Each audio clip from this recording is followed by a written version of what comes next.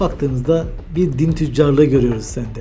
Hiç kimsenin izlemeyeceği, 5000 kişinin bakacağı video yaparsam aç kalırım, ölürüm yani. Peki amacın Allah'ı bulmak mı yoksa Allah'ın kusurlarını bulmak mı? Gerçek yaratıcı her neyse onu bulmak istiyorum eğer varsa. Neden kendini mecbur hissediyorsun peki Diamond? Kur'an'da diyor ki sen sadece bir beşersin, hiçbir mucizen yoktur. Hadislere bakıyorsun, ayı ikiye bölmüş, göğe yükselmiş, bir sürü olay yaşanmış.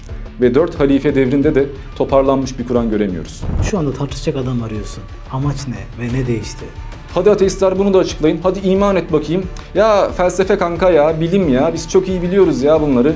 Şu an herkese meydan okuman bilginden mi, egondan mı?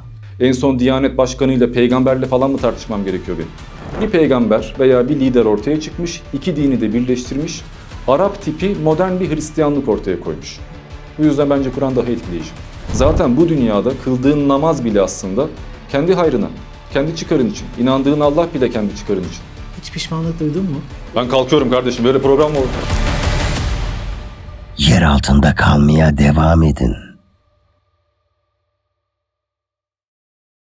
Evet efendim, yer altına hoş geldiniz tekrardan. Ben Deniz Muhammed Bahçecik. Bugün tekrardan Diamond temayla birlikteyiz. Ona ilk programda sormadığımız sorular soracağız. Biraz konuşacağız, muhabbet edeceğiz. Hoş geldin. Hoş bulduk. Nasılsın? İyiyim dostum, sen nasılsın? Teşekkür ederim, ben de iyiyim. İlk programdan sonra bir şeyler değişti dünyada. Değişmiş, öyle görünüyor. Evet, değişti. Bu değişimin sebeplerini merak ediyoruz. Ne oluyor? Ne olacak? Ve ne için buradayız? Biraz da bunları konuşacağız. Tekrardan sefa geldin, hoş geldin diyorum. Dostum, biraz belki seni zorlayacağım. Belki sorduğum sorulara rahatsız edeceğim seni. Bunun bir konsept gereği olduğunu ve seninle bir kişisel bir sorunum olmadığını söylemek isterim. Bundan dolayı eğer konuştuklarımdan rahatsız olursan bile bunun bir programdan dolayı olduğunu bilmeni isterim. Önünde bir kağıt var. Bir sözleşme var daha doğrusu. Orada programımızın hakkını koruduğumuzu, daha sonra silinmeyeceğini, yani programda rezil olsam bile ben rezil oldum kardeşim ama bunu yayınlama falan deme hakkının olmadığını gösteren bir belge. Uygun bulursan imza atabilirsin. İstediğin soruyu sor, yardır. Yani sıkıntı yok.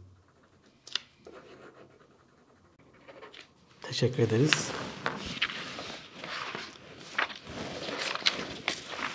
Aslında toplumda bir takım şeyler var ki değiştirilemez. Hep böyle biliriz. İşte İslam'a inanmışızdır. Elhamdülillah Müslümanımdır. Ve ben bu Müslümanlıkla alakalı tamam artık sorguya gerek yok. İnandım, bana yeter demeye başlıyoruz. Aslında bence de böyle olması gerekiyor. Bu da bir imtihanın bir parçası. Hatta biz bu konuyu rahmetli Ramazan Hoca ile konuştuğumuzda Kur'an apaçık bir kitaptır diye bir ayet var ama sonrasında Elif, Lam, Ra diyor. Ve diyor ki apaçık olsaydı burası da apaçık olurdu. Kimse niye açıklayamıyor bu konuyu? Demek ki apaçık değil. Bilinmemesi gereken şeyler var. İşte bu da imtihanın bir parçası olarak adlandırmıştı. Ben düz bir Müslüman olarak böyle düşünüyorum. Tabii inancını sorgulayan bir insanım. İnancımın her yerini sorgulayan bir insanım. Ama çok da fazla böyle detaya girmek bazen kafa karıştırdığı için detaya girmiyorum. Bu programda da gireceğimiz detaylarla beraber belki kafamız karışacak. O yüzden sana soruları yavaş yavaş sormaya başlamadan önce programımızın daha sonra kaldırılmayacağını ve silinmeyeceğini onaylamanı istiyorum. Onaylıyorum. Teşekkür ederim. Diamond Tema, çok az bahseder misin biraz? Kimsin? Kısadan bahsetsen yeterli olacaktır. Çünkü ilk programda bunu anlattın zaten. Ben Türk vatandaşıyım. Aynı zamanda Arnavut vatandaşıyım. Arnavutluk'ta doğdum. 3-4 yaşındayken buraya geldim. Hayatım okumakla, öğrenmekle geçti. Ben de Müslümandım, namaz da kıldım, sohbetlere de katıldım. Gayet herhangi bir Türk vatandaşı gibi bu dinin içinde büyümüş bir insanım. Akrabalarım da Müslüman. Ama işte belli bir yaştan sonra yavaş yavaş okuduk, ettik. Bir yerlerde kafamız karıştı. Bunları da başka kitaplarla, felsefeyle, bilimle çözmeye çalıştık. Okuyup öğrendikçe o az önce anlattığın kabullenmiş, çok bir şeyi sorgulamayan, ayrıntıya girmeyen tavrı bırakmak zorunda kaldım. Uzun süre sonra da yavaş yavaş inancım değişti. Yaklaşık 10 yıldır da agnostiyim. Bu konuda da YouTube'da videolar paylaşıyorum. Tabii sadece din, felsefe falan değil, tarih de paylaştık, bilim de paylaştık, antik çağ tarihi de paylaştık. Hristiyanlık ve Yahudilik hakkında da videolar paylaştım. Tek derdim İslam falan değil. Bu konu hakkında da kitap yazdım. Agnostisizm ve İlahi Tragedya diye. Şimdi ikinci kitabımı yazıyorum. Ahiret kavramı ile alakalı. Yani hem yazar hem yayıncı bir araştırmacıyım. Dümdüz bir vatandaşım aslında. Herhangi bir iddiam, insanları dinden çıkarma gibi bir gayretim de yok. Okuduğumu, öğrendiğimi paylaşıyorum. Arada hatalarım oluyorsa ben de onları düzeltiyorum. Öyle gidiyor. Psikolojide bir şey vardır. İnsan dikkat çekmek istediği zaman bir şekilde dikkat çekmeyi sağlar. Mesela çocuklar küçük yaşlarda dikkat çekmek için çekmeceyi çeker bırakırlar sürekli. Ki bu hiç dikkat çekmemekten, hiç ilgilenmemekten daha iyidir. Psikoloji bunu söylüyor. Peki senin nasıl bir çocukluğun oldu? Hiç dikkat çekmiyor muydun da daha sonradan böyle dikkat çekmek istedin? Aslında tam tersi hep göz önünde olan, her zaman popüler olan, herkesin hakkında konuştuğu ve gıcık olduğu, hatta birçok defa böyle 9-10 kişi tarafından dayak yemiş bir insanım yani. Ben 8-9 yaşındayken oyunculuk yapmaya başlamıştım. Buna dair de bir yayınım var. Yani 30'a yakın televizyon filminde başrol diyebileceğimiz çok sağlam roller almıştım. Çoğunu hatırlamıyorum artık, ufaktık çünkü. Bu yüzden çocukken de ya artist bu, ya bu işte havalı bilmem ne falan diye zaten arkadaşlarım bir kıskanıyordu veya dışlıyorlardı. Üstüne bir de Arnavut olduğum için hiç alakası yok aslında. Hani Türk düşmanı bir ırk da değildir. Arnavut ırkçılığı da yapıyorlardı. Zaten yabancı olduğum için yine söz konusu oluyordu. Bu yüzden de dikkat çekme gibi bir şeye ihtiyacım yoktu. Tam tersi dikkat çekmemeye çalışıyordum. Bunu da mesela tavrımdan çok rahat anlayabilirsin. Çok tartışmayı seven biri değilimdir, sakinimdir. Yine askerde, okulda bile hep en arka tarafta oturan, çok kimseyle arkadaş olmayan bir insanımdır. Ama işte benim de bir huyum var. Bildiğimi veya bildiğimi düşündüğümü konuşmayı seviyorum. Ya birisi bir şey sorduğunda kendimi geriye çekmiyorum yani. Münafık davranamıyorum. Peki ailenle aran nasıl? Annen, baban, kardeşlerin var mı mesela? Bir tane abim var, devlet görevlisi. O yüzden sıkıntı yaşamaması için hakkında konuşmuyorum. Annemle babam ayrı. Biz çocukken Arnavutluk'tan buraya geldiğimizde boşanma davaları falan sürüyordu. Babamı hayatımda 2 defa gördüm. Çok vefalı bir adam olduğunu söyleyemem. Vefat etti zaten. Hani o yüzden babamla büyümedim. Annem büyüttü. Tek başına çalıştı. Hem annelik yaptı hem babalık yaptı. Ben de bu yüzden hani anneme layık olmak ve büyüdüğümde ben de ona destek olabilmek amacıyla çocukluğumdan itibaren sürekli çekimlerden aldığım bütün parayı da eve verdim. 15-16 yaşındayken de yazın yine çalışıyordum. Aldığım parayı eve veriyordum. Bir yandan okul okurken bir yandan yine işe gidiyordum. Çekimlere katılıyordum. Kameramanlık yapıyordum. Aldığım bütün maaşı eve verip kirayı ödüyordum. Şimdi de elimden geldiğince yine annem de Arnavutluk'ta beraber gittik. Beraber yaşıyoruz. Ama yani hiç böyle çok akrabayla büyümüş, bayramlarda 100 kişiyle ziyarete giden, el öpen birisi olmadık. Hatta Türkiye'de bayağı yalnız büyüdük çünkü hiçbir akrabam yok. Türkiye'de bir tek annem vardı, anneannem vardı, o kadar yani. Diamond, diyorsun ki bu dünyada Tanrı'nın varlığı bilinemez. Böyle bir inanca sahipsin. Bunun ismi de agnostizm. Doğru mudur? Doğru. Peki, madem böyleyse dünyada varlık amacımız ne? İnsan ne arıyor dünyada? Şimdi felsefi görüşle hayatın amacı arasında çok fark var. Bambaşka konular. Mesela ahlak da böyledir. İşte şu dine inanmıyorsan nasıl ahlakın temellenebilir gibi. Bunlar bambaşka kollar. Bir ağaç düşünelim. Biz bu ağacın köküyüz. Biz düşündükçe, yaşadıkça, öğrendikçe, büyüdükçe dallarımız uzuyor. Bunlardan bazen yapraklar çıkıyor, bazen dökülüyorlar. Biz de yaşarken karakterimiz sürekli değiştiğinden amaçlarımız da değişiyor. Çocukken hayat amacın neydi? Hiçbir hayat amacın yoktu. 70 yaşındaki bir adamın hayat amacı ne olabilir? Torunlarına bakmak olabilir. Ailesine miras bırakmak olabilir. Gençken de aslında o kadar çok hayatta kalmaya uğraşıyoruz ki bir yandan okul bitireyim, bir yandan işe gireyim, ya evleneceğim, ev, bark, şu bu. O kadar çok sorumluluğumuz var ki.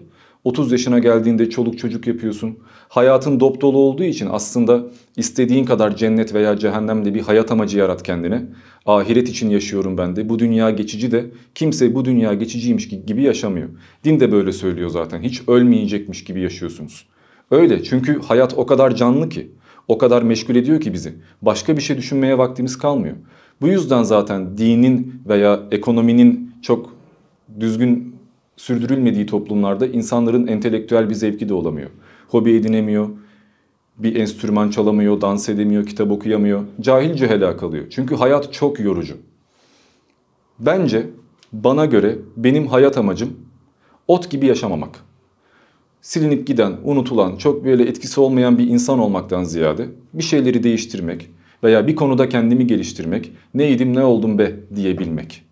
Çünkü mesela ben şu anda bir şeyin tamamen böyle çok sağlam bir hayat amacı olduğunu varsaysam, ben 10 sene sonra 40 yaşında bambaşka düşüneceğim. Kimliğim de değişmiş olacak. Yaşın getirdiği tecrübe, o zamana kadar okuyup öğrendiğim şeylerin karakterimde yaratacağı değişiklikler. O zamanki hayat amacım da şimdikiyle aynı olmayacak ki. İnsan her yıl değiştiğinden, çocukken başka, yaşlıyken başka düşündüğünden bunun altında değişmeyen bir amaç yaratmak istemiş. Ölüm korkusu yüzünden, silinme korkusu yüzünden, ölüp giden akrabalarını bir daha görmek istediğinden, bu acıyla yüzleşemediğinden hepsiyle bir daha buluşacağını ve bu hayatın 70 yıllık bir hayat olduğunu, asıl hayatın öldükten sonra başlayacağını varsaymış. Yani ölümü ölmemeye çevirmiş. Ölmeyeceğiz biz. Sonsuz bir hayata gideceğiz. Bunu hayat amacı gibi tanıtıyor dinler. Bir paket veriyor sana. Sen çok düşünme. Bak ben sana hayat amacını söylüyorum. Ben sana ahlakın ne olduğunu da söylüyorum. Hakikati de söylüyorum. Sen bana iman et demişler. Kendi başına kafa patlatma diye, yorulma diye. Çoğu insan da bunu kabul etmiş. Ama kimse buna göre yaşamıyor. En dindar bile ahlaksızlıklar yapabiliyor, sonra tövbeye sığınıyor.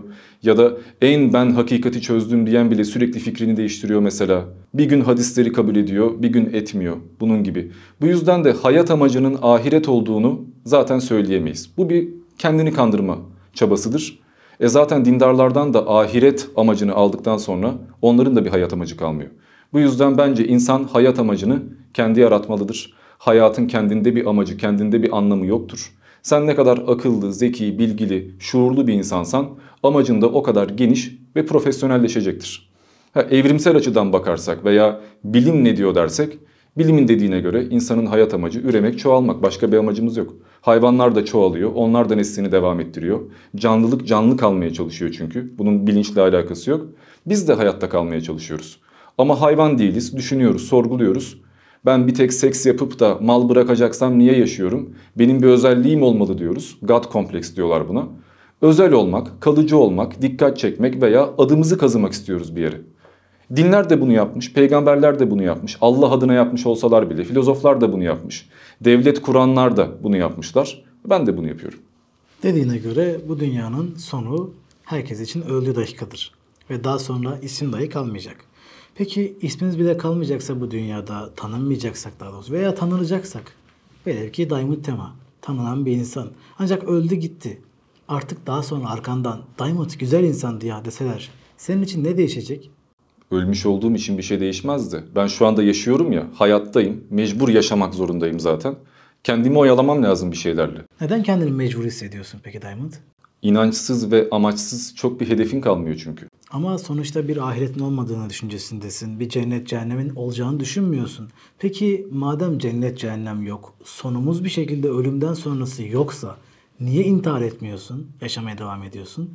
Hayatta kalmak için illa da ahirete güvenmen gerekmez ki. Tam tersi ben ahirete inanmıyorsam, cennet cehennem yoksa bir tane hayatım var demektir. Elimde bir tane hayat varsa benim için en kıymetli hayat zaten budur. Ben bunu niye heba edeyim? Yaşayabildiğim kadar iyi yaşamam lazım ki. Neyse öldük ama güzel öldük diyelim. Olay budur. Sen bir çocuk yaparsın mesela. Çocuğu sadece yaptım kendi kendine büyüsün demezsin. Okuluyla ilgileneceksin, mal mülk bırakacaksın, iyi bir insan olsun diye uğraşacaksın. O da bir hayat amacı. Seni meşgul ediyor. Çalışıyorsun, para kazanayım, ev alayım diye uğraşıyorsun. Okula gidiyorsun, eğitimli bir insan olayım, statüm yükselsin diye uğraşıyorsun. Zaten bu dünyada kıldığın namaz bile aslında kendi hayrına, kendi çıkarın için. İnandığın Allah bile kendi çıkarın için. Bu hayatta namaz kılarken kendini daha Müslüman hissediyorsun. Camiada seni tanıyorlar, seviyorlar, övüyorlar. İçin huzurla doluyor. Evet diyorsun ben iyi bir şeyleri hak ediyorum galiba. Yani zaten yaptığımız her şey bu dünya için. Dolayısıyla ben eğer bir tek bu dünyaya inandıysam bırak intihar etmeyi. Tam tersi hayatıma aşırı kıymet vermem lazım. İntihar edebilen veya kolay bir şekilde gidip savaşta en önde ölebilenler zaten bu dünyaya fazla kıymet vermeyenler. Ve benim inancıma göre eğer ahiret yoksa boşu ölmüş oluyorlar. Sonuçta sana göre o zaman zaten bir bilinmezlik var. Cennet cehennem dahi yok. O zaman şartları kapatmak çok mantıksız değil. Bence mantıksız işte söyledim ya. Benim bir tane hayatım var. Bunu niye en iyi derecede kullanmayayım? Bir kere bu dünyaya geldiysem niye dünyayı gezmeyeyim? Niye en güzel yerleri görmeyeyim? Öldükten sonra bir anlamı yok doğru. 1000 sene sonra istersen ben 1000 tane kitap yazmış olayım. Bilmeyeceğim heykelim mi dikildi, kahraman mı oldum bilmeyeceğim. Ama şu anda yaptığım şeyin kıymet gördüğünü bilmek beni mutlu ediyor. Kendim için yapıyorum. Şu anda mutlu olmak için yapıyorum. Kitap yazıyorsam şu anda bana zevk verdiğinden yapıyorum. Video çekiyorsam şu anda beni mutlu ettiğinden yapıyorum. Yani ben şu an için yapıyorum. Carpe diem derler ya anı yaşa. Ben anı yaşıyorum. Olay bu. Çünkü 10 sene sonra ölmeyeceğimin de garantisi yok. Evet, 50 yıl sıkılan plan birisinden çıkaramam. aslında ben bahsediyorum. Belki adam sıkıldı en sonunda ve dedi ki artık yeter yani. Edebilir. Ya ben kimseye aman intihar etmeyin de demem. Beni ilgilendirmez ki. İnsanın psikolojik problemleri de olabilir, çok fakir fukara da olabilir veya en üstün zevkleri yaşamıştır. Artık yapacak hiçbir şey kalmamıştır. Hiçbir şeyden keyif almıyordur. Ki cennet de böyle bir yer aslında. Edebilir, yani ben illa da yaşamak zorundasınız demiyorum zaten. Ben yaşamayı seviyorum. Ben yaşamak istiyorum. Başkaları yaşamak istemiyorsa yaşamasınlar. Peki sence niye ahlaklı olmalıyız? Bence niçin, neden, ne amaçla gibi sorular çok subjektif. Kişiye göre değişiyor. Yani Allah için mi ahlaklı olmalıyız, cennet cehennem için mi ahlaklı olmalıyız, toplum tarafından kabul görelim de başımız ağrımasın diye mi ahlaklı olmalıyız, tebrik edilelim, sevilelim, herkes övsün, rahat yaşayalım diye mi ahlaklı olmalıyız? Bence bütün bunlar kandırmaca. İnsan kendi tabiatına boyun eğen bir varlık. Sen mesela çocukken çok kıskanç, şımarık, böyle nefret eden, bencil bir insansan istediğin kadar kişisel gelişimle uğraş, istediğin kadar kitap oku, istediğin kadar dine bağlan, çilehaneye kapan. 70 yaşında bile yine öyle oluyorsun. Tabiatın bu. Yani hacı hoca olup günde 5 vakit namaz kılıp da köpeğe tecavüz etmiş insanlar da görüyoruz. Şimdi bu adam niçin ahlaklı olmalıyım sorusuna Allah var, cennet var diyecektir ama olamıyor gördüğün gibi. Hapiste tecavüzcülerin, katillerin %99'u elhamdülillah Müslümanım diyecektir. Bu adama ahlak vermiş miydin? Vermemiş değil mi? Ama din ahlak veriyor sana. İddiası bu. Paket veriyor. Şu yüzden ahlaklı olacaksın diyor. Demek ki kötü insan yine kötü oluyor. Neye inandığı fark etmiyor. Ama bir ateisti görüyorsun veya herhangi bir inancı olmayan, hatta İslam düşmanı diyebileceğin bir adamı görüyorsun. Deprem olduğunda, bir afet olduğunda neyi var neyi yok dağıtıyor. Olabildiğince yardım etmeye çalışıyor. Niye yapıyor? İnsanlar takdir etsin diye mi? Tabiatı böyle. Çocukken de böyleymiş. Hep safmış, yardımsevermiş. Dindarken de dinsizken de böyle olmuş. Sen kendi tabiatını değiştiremiyorsun. Kendi vicdanına, kendi karakterine boyun eğiyorsun bir yerde. Bilgin değişebilir, inancın değişebilir ama sen değişmiyorsun. Ben 20 yıl önce de biraz saf, kolay kandırılabilen bir insandım. Arkadaş kazığı çok rahat yerdim. Hala yiyorum. 1000 tane kitap okuduk, akıllanmadık. Tabiatım bu. Bilgi sahibi olmak veya yüksek IQ olmak başka bir şey. İyi, kötü, kurnaz, saf, uyanık, bencil olmak başka bir şey. Bu yüzden de niye ahlaklı olmalıyız? Bir şey için ahlaklı olmamalıyız. Çünkü bir şey uğruna ahlaklı olamazsın zaten. Ya ahlaklısındır ya değilsindir. Neysen osundur. Ama senin ahlak anlayışın toplumun ahlak anlayışına uymayabilir. Sen şizofren, psikopat veya hasta, psikolojisi bozuk bir insan olabilirsin. Ahlaksız derler. Veya geniş, gavat diyebileceğimiz bir insansındır. Ahlaksız derler. Batıya gittiğinde kimse öyle bir şey söylemez. 1000 sene önce millet köle sahibiydi. Bu ahlaklı bir durumdu. Hatta köleciliğe karşı olmak ahlaksızlıktı. Şimdi aşağılıyoruz. 2000 sene önce arenada millet birbirini parçalıyordu. Canlı canlı doğuruyordu gladyatörler. Herkes bunu alkışlıyordu, zevk alıyordu birisinin öldüğünü görmekten. Şimdi böyle bir şey olsa canilik deriz yani. Ahlak değişiyor, toplum değişiyor, din değişiyor, sistem değişiyor, yargılar değişiyor. Ama bunun temelinde eğer bir amaç uğruna ahlaklı olacaksak, yaşadığın hayatı daha kaliteli hale getirmek için ahlaklı olabilirsin.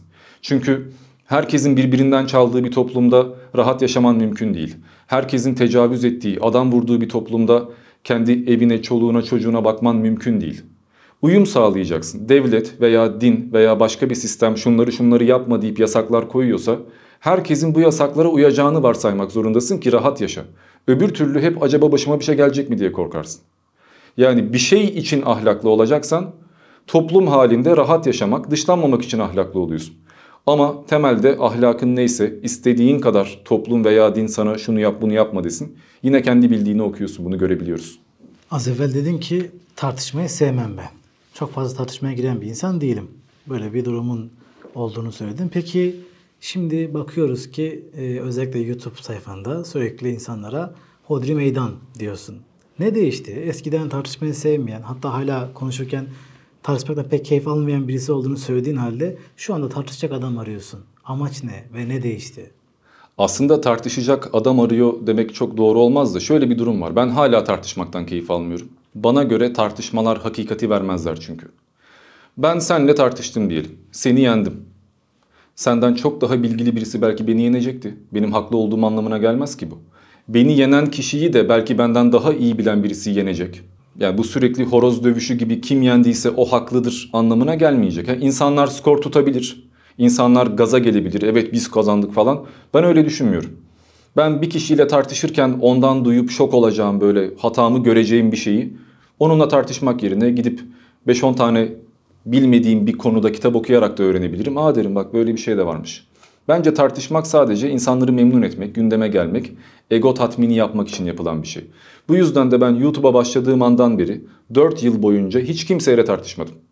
Tartışmayı bırak, 100.000 aboneyi geçene kadar ateist veya Müslüman kimseyle sohbet canlı yayını bile yapmadım. Arkadaş bile olmadım. Kimsenin yanında görünmek istemedim. Hani beni başkalarıyla bir saymasınlar, o da bunlardan demesinler. Ben kendi başıma yola çıktım. Hiç ne asistanım oldu, ne iş arkadaşım oldu, ne bir grubum, ekibim oldu. Hep tek başımaydım. Çünkü ben kendi bilgimle, kendi birikimimle, kendi öğrendiğimle tanınmak istedim. Saygınlık kazanmak istedim. Saygınlık kazanmak istediğim için de kimseyle tartışmadım, kavga etmedim. Bana yüzlerce reddiye yapıldı. Hiçbirine cevap bile vermedim. Anca yılda bir canlı yayın açıp genel böyle bir savunma yaptım. Nefsi müdafaa gibi, bunu. En fazla bu. Ama şöyle oluyor. Sen bir konu hakkında iddialı konuştuğunda veya bildiğin bir şeyi ortaya koyduğunda insanlar hakkında konuşmaya başlıyor. Orada yanlış, burada yalan söylüyor, burada sahtekar, bu korkak, bu papağan, bu prompterdan okuyordur, bu ajandır, bu haindir, bu düşmandır. Herkes hakkında bir şey söylüyor. Hakaret eden var, küfür eden var. Hadi yiyorsa karşıma gel Diamond diyen var. Bunların çoğu 5 abone, 10 abone. Gündeme gelmek, dikkat çekmek istiyorlar. Hani böyledir zaten. Bakarsın mesela yeni ateist veya yeni dindar kanallara. Hep kendisinden daha büyük abonesi olan insanlara sallarlar ki ben de görüneyim. Belki birisi cevap verir de ben de en azından birkaç tane abone kazanırım. Bu çok yapıldığı için ve bana da özellikle hiç kimseyle sohbet yayını bile yapmıyorken, yani arkadaş yayınları bile yapmıyorken, sıkıyorsa karşıma gel 10 tane ayet çürüt diyen adamlar sürekli bana meydan okuduğu için ben bu işlerle uğraşmıyorum dediğim zaman korktu, kaçtı, gördünüz mü gibi propaganda yapıldığı için en sonunda madem öyle, demek ki insanlar seni papağan zannediyorlar, illa tartışman lazım ve sürekli saldırılıyor. Uzaktan hep reddiyeleşmeler, laf sokmalar, bunlar çocuk işi yani. Gideyim, işini bilen uzman birkaç tane adamla tartışayım, neymiş herkes görmüş olsun dedim. Bunun da sebebi şu, anlattım gerçi ama mesela isim vermeyeceğim, kimseyi reklam etmek istemem. 19 mucizesi var diyen dedem yaşında adamlar var, popüler. Bu adamlar Kur'an'dan 2 tane ayeti çıkardıkları veya kendilerince farklı bir İslam anlayışına sahip oldukları için can korkusundan Amerika'ya, Avrupa'ya falan kaçmışlar. Kendisi Müslüman olduğu halde, Kur'an tefsiri yaptığı halde can korkusuyla Avrupa'ya kaçan adam, hadi Diamond çok delikanlıysan 10 tane Kur'an ayeti seç, gel karşımda Kur'an'ı çürüt diyor mesela. Video çekiyor. Benim canım yok mu ya? Ya sen kendin Müslümansın, kaçıyorsun. Ben inanmadığım halde dine saldıracağım, çürüteceğim. Seni gerçekten çürütsem, Kur'an'ı mahvetsem yaşama şansın var mı? Katılmıyorum. Bu adamlar videolarında çok saygılı görünüyorlar. Yorumlara baktığında anama söven, karıma söven insanlara kalp atmışlar, beğeni atmışlar. Diamond korkaktır, karşına çıkamaz diyen adamların altına haklısın ya dünkü çocuk o kim ki falan yazıyorlar. Videosuna baktığında ahlaklı. Karşına geldiğinde öyle olmayacak. Ben bu sahtekarlıklara çok alıştığım için artık tartışacaksam da gerçekten işini bilen bir adamla tartışayım istedim. Çünkü hep şey diyorlardı, Diamond'ın karşısına şu konuda uzman birisi gelse var ya patlar, Diamond yok olur. Sinan Canan Bey ile tartıştım mesela geçen yıl. Müslüman olduğunu beyan eden profesör, biyolog, uzman, çok ahlaklı bir insan. Tartıştık, o beni mahvedermiş, hep öyle diyorlardı. Çok güzel bir tartışma döndü, süper sohbetti. Adam beni övdü, hatta bir daha yapalım dedi. Ondan sonra peki ne dediler? Ya Sinan Canan zaten Müslüman değil. Abi az önce adamı övüyordunuz. Tartıştık, bir şey olmadı, şimdi niye dışlıyorsunuz yani? Başka biriyle tartışacağım. Çok övecekler tartışana kadar. O seni mahveder diyecekler. Onu yendikten sonra da ya kolay lokma seçmişsin, şu hoca gelse var ya diyecekler. Geçen seninle bir tartışma programı yaptık. Yine aynı muhabbetler döndü. Abi ben 1000 kişiyle sürekli tartışacak mıyım? En son Diyanet Başkanı'yla, peygamberle falan mı tartışmam gerekiyor benim? Bir yerde doymanız lazım. Bu yüzden de bir karar aldım. Arapça bilen, alanında uzman veya ünlü, insanların tanıdığı, çok güvendiği böyle 5-6 kişiyle tartışayım, konuyu noktalayayım. Bu illa İslamcılarla tartışmak değildir. Bir Hristiyanla da olabilir, Yahudi de olabilir, panteist de olabilir, spiritüalist de olabilir. Herkesle ben tartışayım, kendi iddiamı göstereyim, sadece kendi başıma videosunda konuşuyor gibi görünmeyeyim. Bakalım söylendiği gibi balon muymuşum, patlıyor muymuşum, ben papağan mıymışım, boş bir insan mıymışım? Bunu görelim ya. Ben de göreyim, onlar da görsünler. Olay bu. Ama zevk almıyorum. Hala da hoşuma gitmiyor yani. Sence bunun olayı ne? Yani neden insan insanı çekemiyor? Ben insanın tabiatının kıskanç ve kötü olduğunu düşünüyorum. Hepimiz içten içe kendimizi önemli hissediyoruz. Ben özelim, işte ben boşuna yaratılmış olmamalıyım, benim bir ahiretim olmalı, şu olmalı, ben özel bir varlığım falan. Hepimiz içten içe kendimizi önemsiyoruz. Ve bizimle aynı fikirde olmayan insanlarla karşılaştığımızda ya da bizden daha iddialı, daha çok sevilen, daha bilgili görünen, daha popüler, yani bizde olmayan bir şeye sahip olan bir insanla karşılaştığımızda eğer biraz akıllı ve ahlaklı bir insansak onunla arkadaş oluruz veya imreniriz. Ha, ben de öyle olayım deriz. Ama genelde insanların çoğu düşük IQ olduğundan ve kötü tabiatlı olduğundan kıskanıyorlar, düşmanlaşıyorlar. Farklı görüşlere tahammül gösteremiyorlar. Bir tek benim bildiğim doğru, ben ne savunuyorsam budur, aksini kabul etmiyorum diyerek set çekiyorlar. Bir kabileleşme mantığı yani. En başında da hep kendi ailemizi koruyarak, sülalemizi koruyarak, yabancılara karşı sürekli birleşerek hayatta kalmışız ya. Bizim gibi düşünen insanlar bulmak istiyoruz. Bizim gibi düşünen kaç tane insan bulursak o kadar daha haklı ve kuvvetli hissediyoruz. Bizim gibi düşünmeyenler de otomatik tehdit oluşturmaya başlıyor. Çünkü niye bizim gibi düşünmüyor? Benden daha mı iyi biliyor yoksa ben yanlış mıyım? Yoksa benden takipçi mi çalacak, mürit mi çalacak, arkadaş mı çalacak, benim itibarım mı zedelenecek yoksa? Ben Arapça bildiğimi söylüyorum, uzmanım, o da Arapça bildiğini söylüyor, farklı anlam veriyor. Benim bunu bertaraf etmem lazım. Bir yarış var, mücadele var yani, hayatta kalma mücadelesi. Hayvanlar birbirini yiyor sürekli, o onu parçalıyor, o onu parçalıyor. Biz de sürekli birbirimizi mahvetmeye çalışıyoruz ama bunu sözlerle yapıyoruz, ideolojilerle yapıyoruz. Budur yani. Aslında insan insanı hiç çekemiyor. Bunu anladık. Peki Diamond, senin karşıtın olan insanlar sana reddiye yaptıklarında çirkinleşiyorsun sanki biraz. Yaptığın yayınlarda sinirleniyorsun, aşağılıyorsun ve tek sanki doğruyu konuşan senmiş gibi bir tavır sergiliyorsun.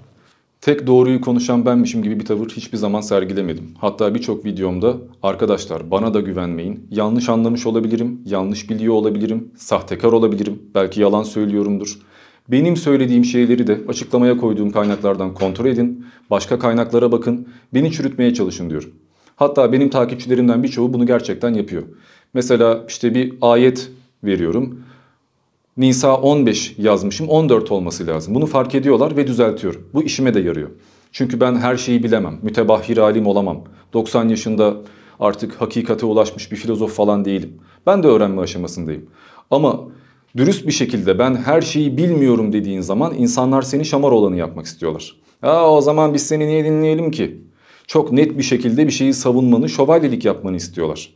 Sen bir konuda eğer dürüst olursan, ben bu konuyu hala araştırıyorum dersen otomatik kolay lokma görüp ezmeye kalkıyorlar. Ben sana öğreteyim gel diyorlar.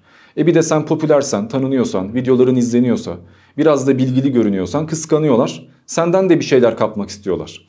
Mesela meyve veren ağaç taşlanır diye bir laf var ya, hepimizin bildiği bir laf ama anlamını düşünmüyoruz niyeyse. Meyve veren bir ağacı niye taşlıyorsun abi? Çünkü ulaşamıyorsun meyveyi almaya. Taş fırlatıp birkaç tane meyve düşsün de ben de alabileyim istiyorsun. Ondan faydalanmak istiyorsun. Ağaca zarar veriyorsun yani ondan bir şey kapmak için. Bana yapılan da bu. Ve dediğim üzere Diamond Tema reddiye yazın, yüzlerce reddiye bulursunuz. Diamond Tema'nın reddiye yaptığı yazın, bir tane belki bulursunuz yani. Ve bu reddiyelerin çoğunda Diamond namerttir, Diamond korkaktır, Diamond şaklabandır, Diamond adam değildir, karşıma çıksa şöyle yaparım, böyle ederim. O zaten Arnavut, Türk düşmanı, defol git Arnavutluğa, adımla alay edenler, ya var oğlu var. O kadar çok hakaret dolaşıyor ki. Ben bunları 3 sabrederim, 5 sabrederim. Bir yerden sonra insan evladıyım, ben de patlarım yani. Ama sen bir puanlık bir çirkinlik gösterirsen eğer bunu 10 puana çevirmek isterler. Abartırlar çünkü bir şey bulmaları lazım. Taşlayacak bir şey yakalamaları lazım. Mesela son zamanlarda, son bir yıldır hep şey diyorlar. Diamond işte bir hocaya cevap veremedi, anasına, kızına, karısına falan sövdü. Buna dair hiçbir video yok. Buna dair hiçbir ispat yok. Kimse böyle bir şey görmedi. Ben birisine küfür etmiş olsam o videoyu paylaşmazlar mı? Anında indirmezler mi? Benim en ofansif videom bir dinci arkadaşın taklidini yaptığım videom. Çünkü o arkadaş da yaklaşık bir yıl boyunca benim taklidimi yapmıştı. Benim hakkımda sürekli konuşan insanlardan bazılarına ufak tefek cevaplar vermiştim. Bir arkadaşa daha kapsamlı bir cevap vermiştim. Sonu gelmeyen reddiye muhabbetleri diye bir tane canlı yayınım var. 1 milyon izlenmiş. Orada 30 tane kitaptan tek tek benim hakkımdaki iddialara böyle çürütecek cevaplar veriyorum. Ardından ben sağlam bir cevap verdiğim için karşı tarafın takipçileri benim Karımla alakalı küfürler ediyorlar. Beni paylaşıp linç ediyorlar. Günde yüzlerce küfür geliyor, tehdit geliyor. Silah fotoğrafı yollayanlar oluyor. Adresini bulduk diyenler oluyor. Bu adam hala yaşıyor mu ya diyenler oluyor. Bir yerden sonra şalter atıyor. Kalkıp ben de sinirli bir şekilde bana yapılan üslubun 1/10 kadar sert bir şekilde cevap veriyorum. Mesela bu arkadaş sürekli soda içiyor diye soda içip geğirme taklidi yapıyorum. Veya sürekli ağzını şaplatıyor diye kardeşler diyerek taklidini yapıyorum. Bana yakışmıyor, evet. Zaten sonra videoyu kaldırdım. Ben Tam da onu söyleyecektim zaten. Hiç yakıştıramadım yani. Ben de insanım, ben de hata yapabilirim. O videoyu tutmadıysam zaten yakışmadığını ben de biliyorumdur. İnsan bir sinirle bir şeyler yapabilir ama küfür etmiyorum. Ve ayrıca karşı tarafa bakıldığında Müslümanlıktan, ahlaktan, edepten, usulden bahseden adamların her videosunda hadi ateistler bunu da açıklayın, hadi iman et bakayım. Ya felsefe kanka ya, bilim ya, biz çok iyi biliyoruz ya bunları. Ben agnostiyim kanka, akrostişim ben kanka, ben çok akıllıyım ya. Sürekli bu şekilde bana göndermeler yaparak, sürekli benim videolarımı Twitter'da paylaşarak, linç ettirerek, benim attığım bir tweet'i retweet yaparak beni gömerek, sürekli bir holigan kitlesini benim üstüme yıkarak tacize varan, hatta benim eşimle yaptığım bir canlı yayındaki eşimin AK Parti hakkındaki yorumlarını paylaşıp ona bir sürü küfürler ettirerek bana saldıran adamlar var. Ben bu adamlara onların üslubuyla bir cevap verdiğimde ben niye suçlu oluyorum abi? Mesela ben bu arkadaşa, bahsettiğim kişiye işte taklit yaptım, cevap verdim. Bir hafta sonra Sinan Canan'la tartıştık. Çok güzel bir tartışma oldu. Adam hiç beni öyle irite etmedi, saldırmadı ve övdü hatta. Sonra gitmiş kitabımı da almış. Bu adam benim hakkımda iyi konuştu diye bana Diamond anama sövdü diye iftira atan, taklit yaptım diye beni bir şeyin bir şeyine sokan adam Twitter'da açık bir şekilde Sinan Canan'a istiyorsan burayı biple, adam değilsin gibi ifadeler paylaştı. Herkes gördü bunu. Sen baban yaşındaki adama sırf bana küfretmiyor diye, beni sevdi saydı diye nasıl küfredebiliyorsun abi? Bu mu Müslüman ahlakı? Ya sen benden daha mı ahlaklısın? Sonra Sinan Canan mecburen bununla yayın yapmak zorunda kaldı. Hani benim İslam'la bir derdim yok, Diamond'da yayın yaptım diye ben Müslüman değilim anlamına gelmez falan. Ve bu arkadaş bu canlı yayında Diamond anama sövdü, karıma sövdü diye yüzlerce defa bana iftira attı. Canlı yayına yazdım. Kardeş beni yayına alın. Böyle bir şey yok. İftira atıyorsunuz bana. Bırakın kendimi açıklayayım. Bir türlü yayına almadılar. O gelirse ben giderim falan filan. Yüzleşmek istemedi. Ben Diamond'ı işte mahkemeye verdim. Ettiği bütün küfürlerin cezasını çektireceğim dedi. 4 tane suç duyurusunda bulunmuş benim hakkımda. Hiçbirinde küfür yok. Hiçbirinde bahsettiği konu yok. Geçen buraya tartışmaya geldiğimde havalimanında ifademi almışlardı. Biliyorsun zaten. Bütün bir günüm yandı yani. 4 tane suç duyurusunda bulunmuş. Gerçekten anasına sövmüş olsam mesela bunu göstermez mi? Buna dair de evrakları zaten getirdim. Biraz fazla uzattım ama özetle boş yere kimseye tepki vermiyoruz. Bakın yani ben ana bacı sövmüşüm ya. Benim hakkımda 4 tane suç duyurusu var. İsim de yazıyor. Siz bunları sansürlersiniz. Buradaki suç duyuruların hepsi arkadaşlar. Hepsi alakasız konular. Ben anlatayım sen bakmaya devam et. Ekrana verdiğinde okurlar zaten. Bir tanesi mesela bu adam deve sidiğini savundu. Deve sidiğini öven bir video yaptı. Ben seninle uğraşamayacağım, sen deve sidiği içmeye devam et dedim. Deve sidiği içmeye devam et dedim diye şikayette bulunmuş. Savunduğu şeyi tavsiye ediyorum. Bu hakaret sayılamaz, küfür de yok. Bir tanesinde ben herhangi bir etiket koymadan, adını yazmadan ya ben artık sana prim vermeyeceğim, hadi Siye yazmışım. Oradaki Siye ifadesinden bir şeyler çıkartmaya çalışmış. Her videosunda Arapça bitiren bir adam. Ben de Arnavutça bitirmiş olabilirim.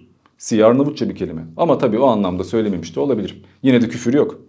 Başka bir canlı yayınımda mesela adı geçmiyor. Onunla alakalı bir konuşma yok. Burayı istiyorsanız sansürleyin. Bir soru gelmiş. 10 dakika açıklama yapmışım. Ya neyse sıkıldım bu konudan demişim. Oradaki o neyse ifadesini bana küfrediyor diye göstermeye çalışmış. Başka bir olay mesela yine adı geçmiyor. Etiket yok. Onunla alakalı olduğunu insanların anlama şansı yok yani ki onunla alakalı bile sayılmaz. Ya uğraştığımız işlere bak AMK yazmışım Twitter'da. AMK'dan aslında bana söyledi onu diye çıkarttırmaya çalışmış. Adını söyleyip veya seni hedef gösterip hiçbir yerde anana, bacına, karına kimseye bir lafım olmadı. Twitter'da kendi kendime yazdığım AMK gibi ifadeleri de direkt açık bir şekilde küfür anlamında yazmamışım. Nerede anana sövdüm, nerede karına sövdüm, nerede çocuğuna sövdüm. Diyorlar bir yıldır Diamond cevap veremedi, küfretti. Nerede arkadaşlar? O videoyu ben de görmek istiyorum. Ben taklit yaptığım için Kendime yakıştıramayıp sildim. Taklit yaptım doğru ve kendime yakıştıramıyorum. Ama 1 yıllık bir tacizden sonra bunu yapmışım. Küfrettiğimi ispatlayabilecek varsa buyursun göstersin. İstiyorsa o arkadaşla da yüzleşmeye hazırım ama karşıma çıkmıyor maalesef. Genelde uzaktan reddiye yapıyor. Bu konu aslında tam olarak konuşulacak konu değildi bu masada. Fakat sen anlatmak istediğin için dinledik saygıyla. Burada değil zaten. Ben kendi kanalımda başka bir yerde falan da yüz yüze gelebilirim. Her zaman da buna açıktım. En başından beri de açıktım. Hiçbir zaman kaçmadım. Şöyle Söylemiş olayım da hani senden beklemiyorum zaten. Sağ olasın. Hani şöyle bir durum var. Belki de bu arkadaş da gelip konuşmak isterse kapımız ona da açık, bir problem yok. Sen evraklara baktın. Ana, bacı, karı, kız herhangi bir küfür var mıydı? Detaylı okuyamadım, açık konuşayım, ama gördüğüm kadarıyla yoktu. Tamam, teşekkürler. Ama yüzeysel baktım, onu söylemiş olayım. Başka konulara geçebiliriz. Tamam. Dışarıdan birisi olarak cemaatlere bakış açısını sana sormuştuk zaten. Ancak ben son zamanlarda gündeme gelmiş bir şeyler olduğunu görüyorum. Özellikle de aşkım, işte gördüğünde hav hav falan tarzında böyle bir cezbe hali onlara göre. Ama baktığın zaman bir cemaat liderlerine karşı kula kulluk var. Kur'an'da da kula kulluk etmeyiniz yazıyor. Sana soruyorum, cemaatleşmeyi kenara bıraktım da kula kulluk etmek var mı İslam'da? Kur'an'da yok ama hadislerde var. Hadislerde mesela Kur'an'da hiç şefaat kavramı olmamasına rağmen peygamber şefaat edebiliyor. Peygamber ahirette istediği kişiyi kurtarabiliyor. Halbuki peygamberin de normalde cennete gidip gitmeyeceğinin belli olmaması lazım. Onun da şüphe içinde olması lazım. Şüphe içinde olmazsa çünkü imtihan kavramı kalkar. Ama peygamber şefaat gösterebilir. Peki başka kimler şefaat gösterebilir? Peygamberin şefaat edeceği özel kullar da peygamber aracılığıyla şefaat edebilir. Demek ki peygamberin özellikle böyle ehliyet verdiği bazı şeyhler, alimler, evliyalar varsa biz bunları tespit edip onların cemaatine katılıp onların tarikatına üye olup onlar sayesinde cennete gidebiliriz. Böyle bir inanç oluşmuş. Özellikle Türk İslam sentezi vaktinde bütün bu tasavvuf alimleri, Mevlana'lar, şunlar bunlar hepsi bu iddialarda olmuşlar. İnsanlar da Kur'an'ı, Muran'ı, hadisleri okumadığından biraz da bilgili görünen bir insanın peşinden gitmeye çok meraklı olduklarından bunlara inanmışlar. Yani bu aslında direkt İslam'ın kendisinde var mı tartışmaya açık. Ama Türk İslam'ında var. Bu nettir. Buradan Bahadır Malkoç'a selam olsun diyorum. Geçtiğimiz bölümde güzel bir tartışma olmuştu. Şimdi kendisi burada değil ama merak ediyorum. Sence o programdan sonra insanlar İslam'dan soğudular mı? İslam'dan soğuyacak bir şey yoktu. İslam tartışılmadı. Tanrı kavramı tartışıldı. Hatta özellikle Kur'an üzerinden tartışılmasını istemişler. Niye Kur'an'a girmediniz diye. Bence işi önce felsefede tartışmak daha mantıklı. Felsefi açıdan Tanrı'yı ispatlayıp çürütmek mevzu bahis olmadığı sürece Tanrı'dan geldiği iddia edilen bir kitaba girmek doğru değildi. Bence güzel bir tartışmaydı. İnsanlar farklı düşünmeyi öğrenmişlerdir. Yani İslam'dan soğumak veya dinden çıkmak değil de bir de böyle düşünebiliyormuşuz. Demek ki böyle düşünmek de çok saçma değilmiş diye belki biraz ufukları genişlemiştir, o kadar. Yoksa bir tartışmayla eğer insanlar dinden çıkıyorsa zaten dini bilmiyorlardır ki. Peki bir Müslüman mesela kendi kendine yaşıyor, kimseye bir zarar yok, çevresine bir zarar veren bir insan değil. İnandığı dinin de peşinde gidiyor, okuyor, abdest alıyor, namaz kılıyor vesaire. Tırnak içinde söylüyorum, kimseye bir zararı yok. Sence bu insan niye dinsizleşmek zorunda kalsın? Zorunda kalmasın canım. İnsanlar dinden çıkmak zorunda değil ki. Ya bana göre isteyen istediği şeye inanabilir. Ama inandığı şeyi başkasına dayatmayacak. İlle de bunu yapacaksın demeyecek. Ben mesela agnostiyim. Geçen gün programdan sonra Bahadır namaz kıldı mesela. Niye namaz kılıyorsun ulan diye adama zorbalıkta bulunmadım yani. Ama genelde din hakim olduğu zaman bir ülkede dinin de şer'i hukuku olduğu için dinin kurallarına göre yaşamak gerekiyor. İçindeki bazı Müslümanlar çok naif, çok mazbut, çok anlayışlı olabilirler. Ama din genel manada o kadar anlayışlı değil. Yani senin dinin sana, benimki bana en başlarda geçerli. Din kuvvetlendikten sonra böyle bir şey görmüyorsun. Sen dinin hükmettiği bir dünyada yaşıyorsun, bizim dediğimizi yapacaksın. Din senin istediğin gibi yaşamana izin vermediği için sen insanların istediği gibi yaşayıp yaşamamasına karışmamaya başlıyorsun. Abi bana bulaşmayın, ben böyle yaşayayım diyorsun sadece. Kendini korumaya çalışıyorsun. Şahsen ben kim namaz kılmış, kim oruç tutmuş umurumda olmaz. Ama sen oruç tuttun diye mesela ben yolda dondurma yiyemeyeceksem, su içemeyeceksem, ben oruçluyum kardeşim git evinde gizli gizli ye diye beni zorbalıyorsan o zaman karışırım. Yani sen istediğini yaşa. Ben ağzına zorla lokma sokmadıysam, orucunu bozmaya uğraşmadıysam sen bana karışamazsın. Bir de örneğin oruç tuttuğunda İmtihan kavramı yok mu? Zaten nefsin isteyecek, acıkacaksın, özeneceksin, aklına gelecek ve Allah rızası için kendine hakim olacaksın. Sen günde 15 saat uyuyup evden çıkmayıp hiçbir yiyecek görmeyip gözlerini kapatırsan böyle oruç olmaz ki abi. Yani seni bir adaya bırakayım, ömrün boyunca hiçbir kadın görme, zina yapma şansın sıfır. Sonra ben zina yapmadım ya falan diye övünme şansın var mı? Senin sınanman lazım. Bu yüzden de dindarlar bir dinsiz gördüğünde ya o da onların yaşam tarzı, boş ver diyebilmeli. Bunu diyemedikleri için genelde din ve dinsizler çok çarpışıyorlar. Ben öyle bir insan değilim ama yani insanlar dinden çıkmak zorunda değil. Kimseye zararı yoksa, istiyorsa ata tapsın, umurumda olmaz. Peki sonradan Müslüman olan bazı bilim adamları var. Araştırdığında görmüşsündür mutlaka. Ne düşünüyorsun bunlar hakkında? Bazı insanlar bilimi ve dini ayırabilir. Laboratuvara girdiğinde orada artık Allah'ı düşünmeyi bırakırsın. Dersin ki o başka bir ilim, bu başka bir ilim. Ve yani işle arkadaşlığı birbirine karıştırmamak gibi ilminle inancını birbirine karıştırmayabilirsin. Müslümanlığa geçen bir sürü bilim adamı olabilir. 100 tane geçmiştir mesela. Ve 10 bin tane de dinden çıkan var. Ne yapacağız şimdi? İnsanlar keyfine göre görüş değiştirebiliyor. İhtiyaç duyabiliyor. Veya dinlere baktığında ya bu din şu anda inandığım Hristiyanlıktan veya Budizm'den daha mantıklıymış diyebiliyor. Kendi tercihi. Ben bunu bir kriter olarak almıyorum. Biz program yaptıktan sonra bir takım kanallar seninle alakalı reddiye yapmaya başladılar. Gün geçmiyor ki İslam'a saldırılmasın gibi ifadeler kullandılar. Artık köşkler şunlar bunları saymıyorum bile. Sözün özü, bak burada bir Müslüman olarak söylüyorum. Hatta bu açık çağrı olsun. Ya bir Müslümansak eğer, bak gerçekten bir Müslümansak eğer. Arkadaşlar saldırı varsa dininize çıkın gelin abicim buraya. Burası size de açık bir yer. Herkese açık bir yer. Ama yok efendim arkadan izleyip ben işte dur eleştirim la şunları falan.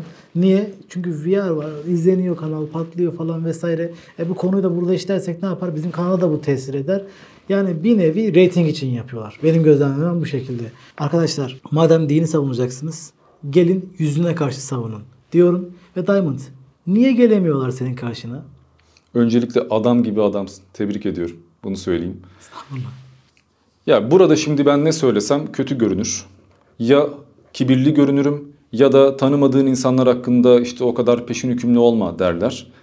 Ben kendi zannımı söylüyorum. Hatalıysam ispatlasınlar.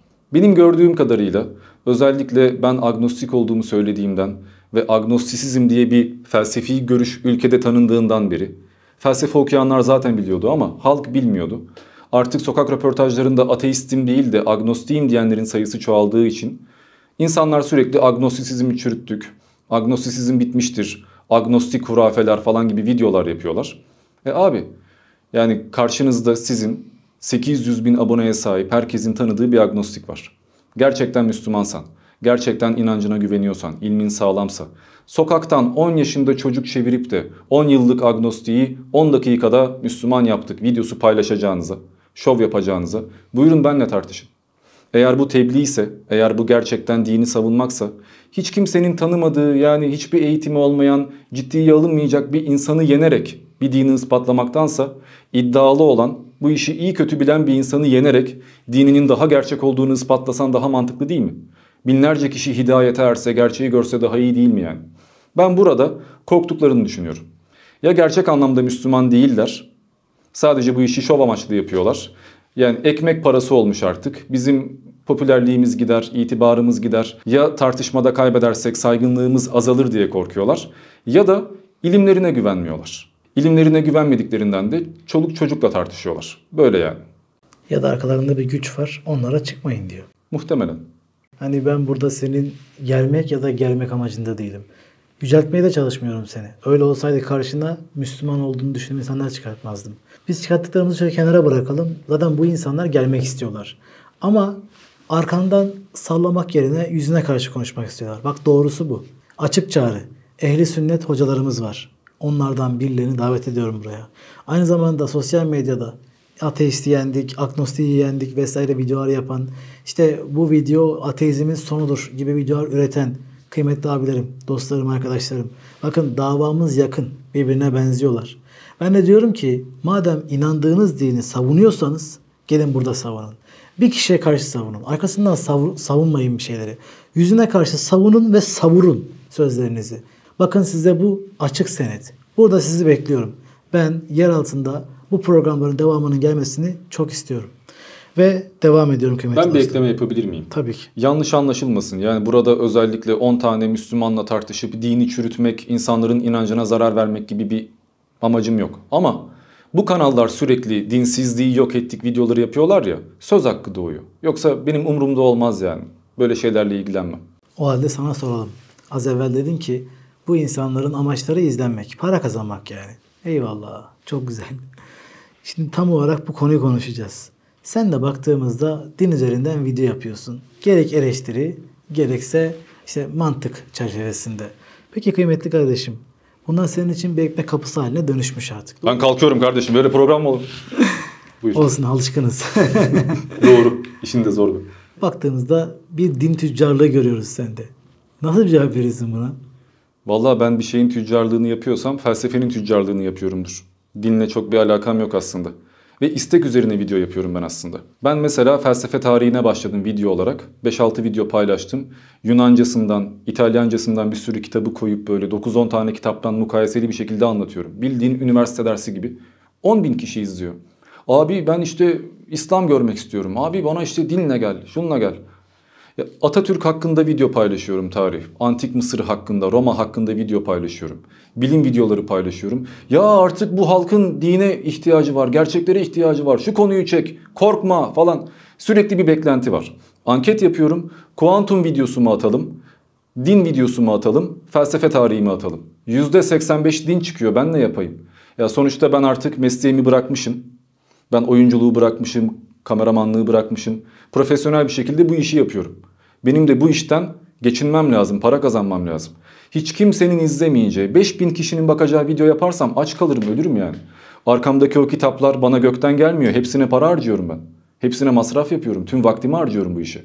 Bu yüzden de eğer halkın buna ihtiyacı varsa gerçekten ve etrafta da çok fazla din kanalı varsa, her hafta bir mucize uyduran, her hafta bir iddia ile ortaya çıkan, her hafta ateist yok eden bir kanal varsa, ki binlerce var, o zaman ben de bunlara cevap vereyim. Reddiye formatında değil, şu kanala cevap veriyorum değil. Şöyle iddialar var arkadaşlar, bunlar doğru mu? Hadi inceleyelim. Deve sidiğinde şifa vardır diyorlar. Var mı? Oturup bilimsel araştırmalarıyla 30 tane kaynak okuyarak gösteriyorum. Ya da işte hieroglif mucizesi, peygamberin bilme imkanı olmayan bir kanıt. Bakıyorum yok öyle bir şey. Yani iddia var ortada, bu iddiaya ben cevap veriyorum. İddialar atılmasa, insanlar inancını kendi içinde yaşasa ben de zaten bu işe girmem. Bana ne yani? Ya o yüzden ben aslında dinden falan geçiniyor değilim. Ve din videoları en sevmediğim videolar. En az ilgilendiğim videolar. Keyif almıyorum bu işten. Bana kalsa ben 10 yıldır zaten artık İslam araştırmayı da bıraktım. Hatta peygamberin söylendiği gibi yaşayıp yaşamadığı bile şaibeli. Benim için bunlar geride kaldı. Ama herkes benim okuduğumu, öğrendiğimi görmüyor ki. Herkes benim olduğum noktaya gelmemiş yani. İnsanların vakti yok. Günde 15 saat işe gidiyor adam. Günde 10 saat soru çözüyor, ders çalışıyor. Ulaşamayacakları, kolay bilemeyecekleri şeyleri aktarmaya çalışıyorum. Ya vatana millete faydam dokunsun diye. Yoksa dini yok edeyim diye değil yani. Evet. Aslında hani bir YouTuber olarak buna ben de cevap vermek isterim. Evet, biz izleyicimiz ne isterse bunu yapıyoruz. Yani reyting neredeyse bunu yapmak zorundayız. Sonuçta taş yiyemeyiz. Hepimizin bir işi var. Bizim işimiz de bu. Nasıl bir demir ustası en iyi demiri yapmak için uğraşıyorsa ve insanların en çok tercih ettiği demiri yapmaya çalışıyorsa işte bizimki de aslında öyle. İçerik üretiyorken sizin alabileceğiniz, beğenebileceğiniz şeyleri yapıyoruz. Bundan dolayı Diamond bir YouTuber olarak, meslektaşın olarak seni savunmak istedim. Ancak az evvel dedin ki Hz. Muhammed'in yaşayıp yaşamadığı da benim için şaibeli bir konu diye. Burada bana bir kapı açıldı. Nasıl yani? Hz. Muhammed yaşamadı mı sana göre? Bence Muhammed karakterinde birleşen bir kişi veya birkaç kişi yaşamış. Ama bu çok teknik bir konu. En az 10 dakika konuşmam lazım. Sıkıntı olur mu? Problem yok. Ben çok merak ettim. Çünkü bir dakika şunu da söylemek istiyorum. Burada dini değerlere saldırı falan olmasın. Yanlış da anlaşılmasın. Senden ricam bir şeyleri konuşurken düşünerek konuş. Muhammed Mustafa bizim için peygamberdir. Ben Müslüman olarak böyle iman ediyorum. Sen de karşındaki bir insanın Müslüman olduğunu düşünerek bunları anlat. Elbette. Ya bir de şu var. Gerçekten saygı duymasan bile, umurumda olmasa bile neye inandığın. Ben 100 defa dava edildiğim için zaten kendi can güvenliğimi düşünmem lazım. Her türlü sansürleyeceğim, her şeyi de söyleyemeyeceğim. Söyleyeceklerimi unutmayayım diye şöyle ufak bir not alabilir miyim? Tabii buyur. Madde madde bir yazayım hızlı hızlı. Genelde bize İslam tarihi hakkında aktarılan en erken kaynaklara baktığımızda İbni İshak, Taberi, İbni Hişam, İbni Kesir, hatta yani kaç tane varsa aklına gelen en erken İslam kaynakları. Her biri başka bir hikaye anlatıyorlar ama hepsinde ortak bir şey var. Bizden önceki düzen çok kötüydü. Müşrikler aşırı beterdi. Kız çocuklarını gömüyorlardı. Şöyle yapıyorlardı, böyle yapıyorlardı. Buna tarih ilminde damnatio memoriae derler. Öncekini lanetleyeceksin abi. Biz öncekinden daha iyiyiz. Biz niye daha başarılıyız? Niye bizi tercih etmelisiniz? Çünkü biz daha üstünüz. Hani bugün de derler ya, biz yokken buzdolabı yoktu falan. Bunun gibi. Bu bir politikadır. Bütün İslam kaynakları önceki Arapları aşağılıyor. Ama önceki Araplarla alakalı İslam kaynakları dışında bir şey yok. Hepsini yok etmişler. Yani bizi bir tarihe inandırmaya çalışıyorlar. Ama bu tarih konusunda kendileri bile anlaşamamışlar. Peygamberin doğum tarihinin 68 olduğunu söyleyen kaynak var. 71 olduğunu söyleyen kaynak var. Hepsi sahih. Hepsini Müslümanlar yazmış. Hepsi namaz kılan, Arapça bilen Arap insanlar. Yani ve ay takvimiyle falan da alakası yok farkların.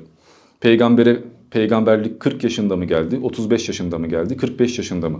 Hatice ile evlendiğinde Hatice 40 yaşında mıydı, 30 yaşında mıydı? Peygamber 25 yaşında mıydı, 35 yaşında mıydı? Peygamber öldüğünde 61 yaşında mıydı, 63 yaşında mıydı? Yani o kadar çok rivayet var ki ve hepsi de bunların geçerli kabul görmüş. İlk inen ayet hangisiydi? Oku emri miydi? Ey örtüsüne bürünen miydi? Başka bir şey miydi? 9 farklı rivayet var bu konuda. Ya da fetret devri 3 yıl mı sürdü, 2,5 yıl mı, 6 ay mı? Peygamber kaç yaşındayken Süthane'ye gitti? Niye gitti? Kaç yaşındayken Abdülmuttalib'in yanına geldi? Annesi o kaç yaşındayken öldü? Medine'ye gittiğinde peygamberlik mührünü birisi gördü mü, görmedi mi? Ya da o mağarada ilk vahiy almadan önce zaten bir şeyler görüyor muydu, görmüyor muydu? 35 yaşından itibaren etrafta melekler gördüğünü, sesler duyduğunu söyleyen sahih kaynaklar da var. Hatta ben cinlendim galiba diye korktuğunu da söylüyorlar. Hayır, asla öyle bir şey olmadı, bunlar uydurmadır. İlk defa vahyi, ilk defa böyle bir olayı o mağarada yaşamıştı diyen de var. İkisi de Müslüman ve ikisi de doğru kabul ediliyor. İkisi de yüzlerce raviden geçiyor, senetten geçiyor falan. Hangisini doğru kabul edeceğiz? O kadar çok aktarım var ki ben bu konuda ciddi 2 yıl kadar uğraştım. Bütün Muhammed Peygamber hakkında Müslümanların yazdığı en erken kaynaklı, hadis kaynaklı, tartışmasız, herkesin kabul ettiği veya kullandığı kaç tane kitap varsa 14-15 tane siyer kitabını koydum, sıra sıra okudum. Ama önce bir tanesini komple bitirip sonra ötekine geçmedim. Aynı anda çapraz okuma yaptım ve tek tek yazdım. İşte Taberi diyor ki şu yılda şu oldu, öteki diyor ki bu oldu, İbn İshak diyor ki bu oldu. Kaç tanesi uyuşuyor, kaç tanesi uyuşmuyor. Sonra gittim Kütüb-i Sitte'yi aldım, hadis kitaplarını. En sahih olan Buhari'ye baktım. Buhari'nin içinde bile çelişen bir sürü hadis var. Peygamber şunu yapardı diyor. 2 sayfa sonra hayır yapmazdı, bu uydurmadır diyor. Karar ver abi. Ve bunlara işte mütevatir veya sahih, hiçbir şaibesi olmayan hadisler diyorlar. Hatta mütevatir hadisler Kur'an kadar geçerli. O kadar iyi korunmuşlar. Bunlar bizzat Kur'an'la çelişiyorlar. Kur'an'da diyor ki sen sadece bir beşersin, hiçbir mucizen yoktur. Hadislere bakıyorsun, ayı 2'ye bölmüş, göğe yükselmiş, bir sürü olay yaşanmış. Bu muhtemelen hani Hristiyanlar İsa'yı Allah yaptı. Yahudiler biz seçilmiş ırkız, üstünüz dediler. Yakup Tanrı ile güreşti ve İsrail adını aldı falan. Böyle hikayeler anlatıyorlar. Bizim peygamberin bir vasfı yok abi. O zaman biz de buna bir şeyler koyalım diyerek Arapların uydurduğu şeyler. Çünkü hadislerin kayıt tarihi de peygamber öldükten çok sonraya dayanıyor. Ve 4 halife devrinde de toparlanmış bir Kur'an göremiyoruz. Her halife Kur'an'ı toparlatmaya çalışmış. Bir sonraki önceki Kur'anları yaktırmış. Osman mesela. Halife Osman bütün kitapları yaktırmış abi. Adama musaf yakıcı demişler, öldürmüşler. 4 halife de öldürülmüş. 4 halifeden sonra Ebu Süfyan'ın oğlu Muaviye, İslam'ın en büyük düşmanı, bir anda İslam halifesi olmuş, Emevi devletinin temellerini atmış. İslam düşmanları İslam topraklarını yönetmiş. Böyle görünüyor. Emevi devletinde dinin gerçekten anlaşılmadığını, gerçek İslam'ın o olmadığını iddia etmişler. Sonra Abbasiler gelmiş, Şia bölünmüş falan. Yani 1400 yıllık İslam tarihinde gerçek İslam nedir bilen yok. En erken yazılan kitaplara bakıyorsun, onlar da bilmiyor. Bütün bu kitapları yan yana koyduğunda 9-10 tane farklı Muhammed profili var. Bir tanesinde Muhammed çok kibirli, çok seks düşkünü, ötekinde çok mazbut, çok fakir, hiç böyle mala mülke tamah etmeyen bir insan. Bir tanesinde çok gaddar, çok zalim, kelle kesiyor, ötekinde herkesi affediyor. Hangisi gerçek Muhammed? Mekke devrinde inen ayetlerle Medine devrinde inenler bambaşka, 2 farklı kitap gibi. Kur'an'ı eğer Ayetlerin nüzul sırasına göre okursanız bambaşka bir Kur'an göreceksiniz. Ki nüzul sebepleri hakkında da 9-10 tane rivayet var. Rum suresi ne zaman inmiş olabilir? 14 yıllık bir aralık veriyorlar. Bütün kitap zaten 20 yılda inmedi mi? Sen bir sureye bile 14 yıl veriyorsan biz nasıl güveneceğiz buna? İlk inen sure hangisiydi? Bu konuda bile 10 tane fikir varsa nasıl güveneceğiz? Kur'an'ın nasıl toplandığını, niye Allah'tan geldiğini ispatlayan şey Kur'an değil. Onun değiştirilmediğini söyleyen, nasıl kitaplaştığını söyleyen, peygamberin Muhammedül Emin olduğunu söyleyen hadisler. Hadislere bakmak zorundayız ama hadislere baktığında hiçbir şey göremiyorsun. Bir de genelde hadislere baktığında daha önceki peygamberlerin yaşadığı iddia edilen bazı olayların Muhammed peygambere yapıştırıldığını görüyorsun.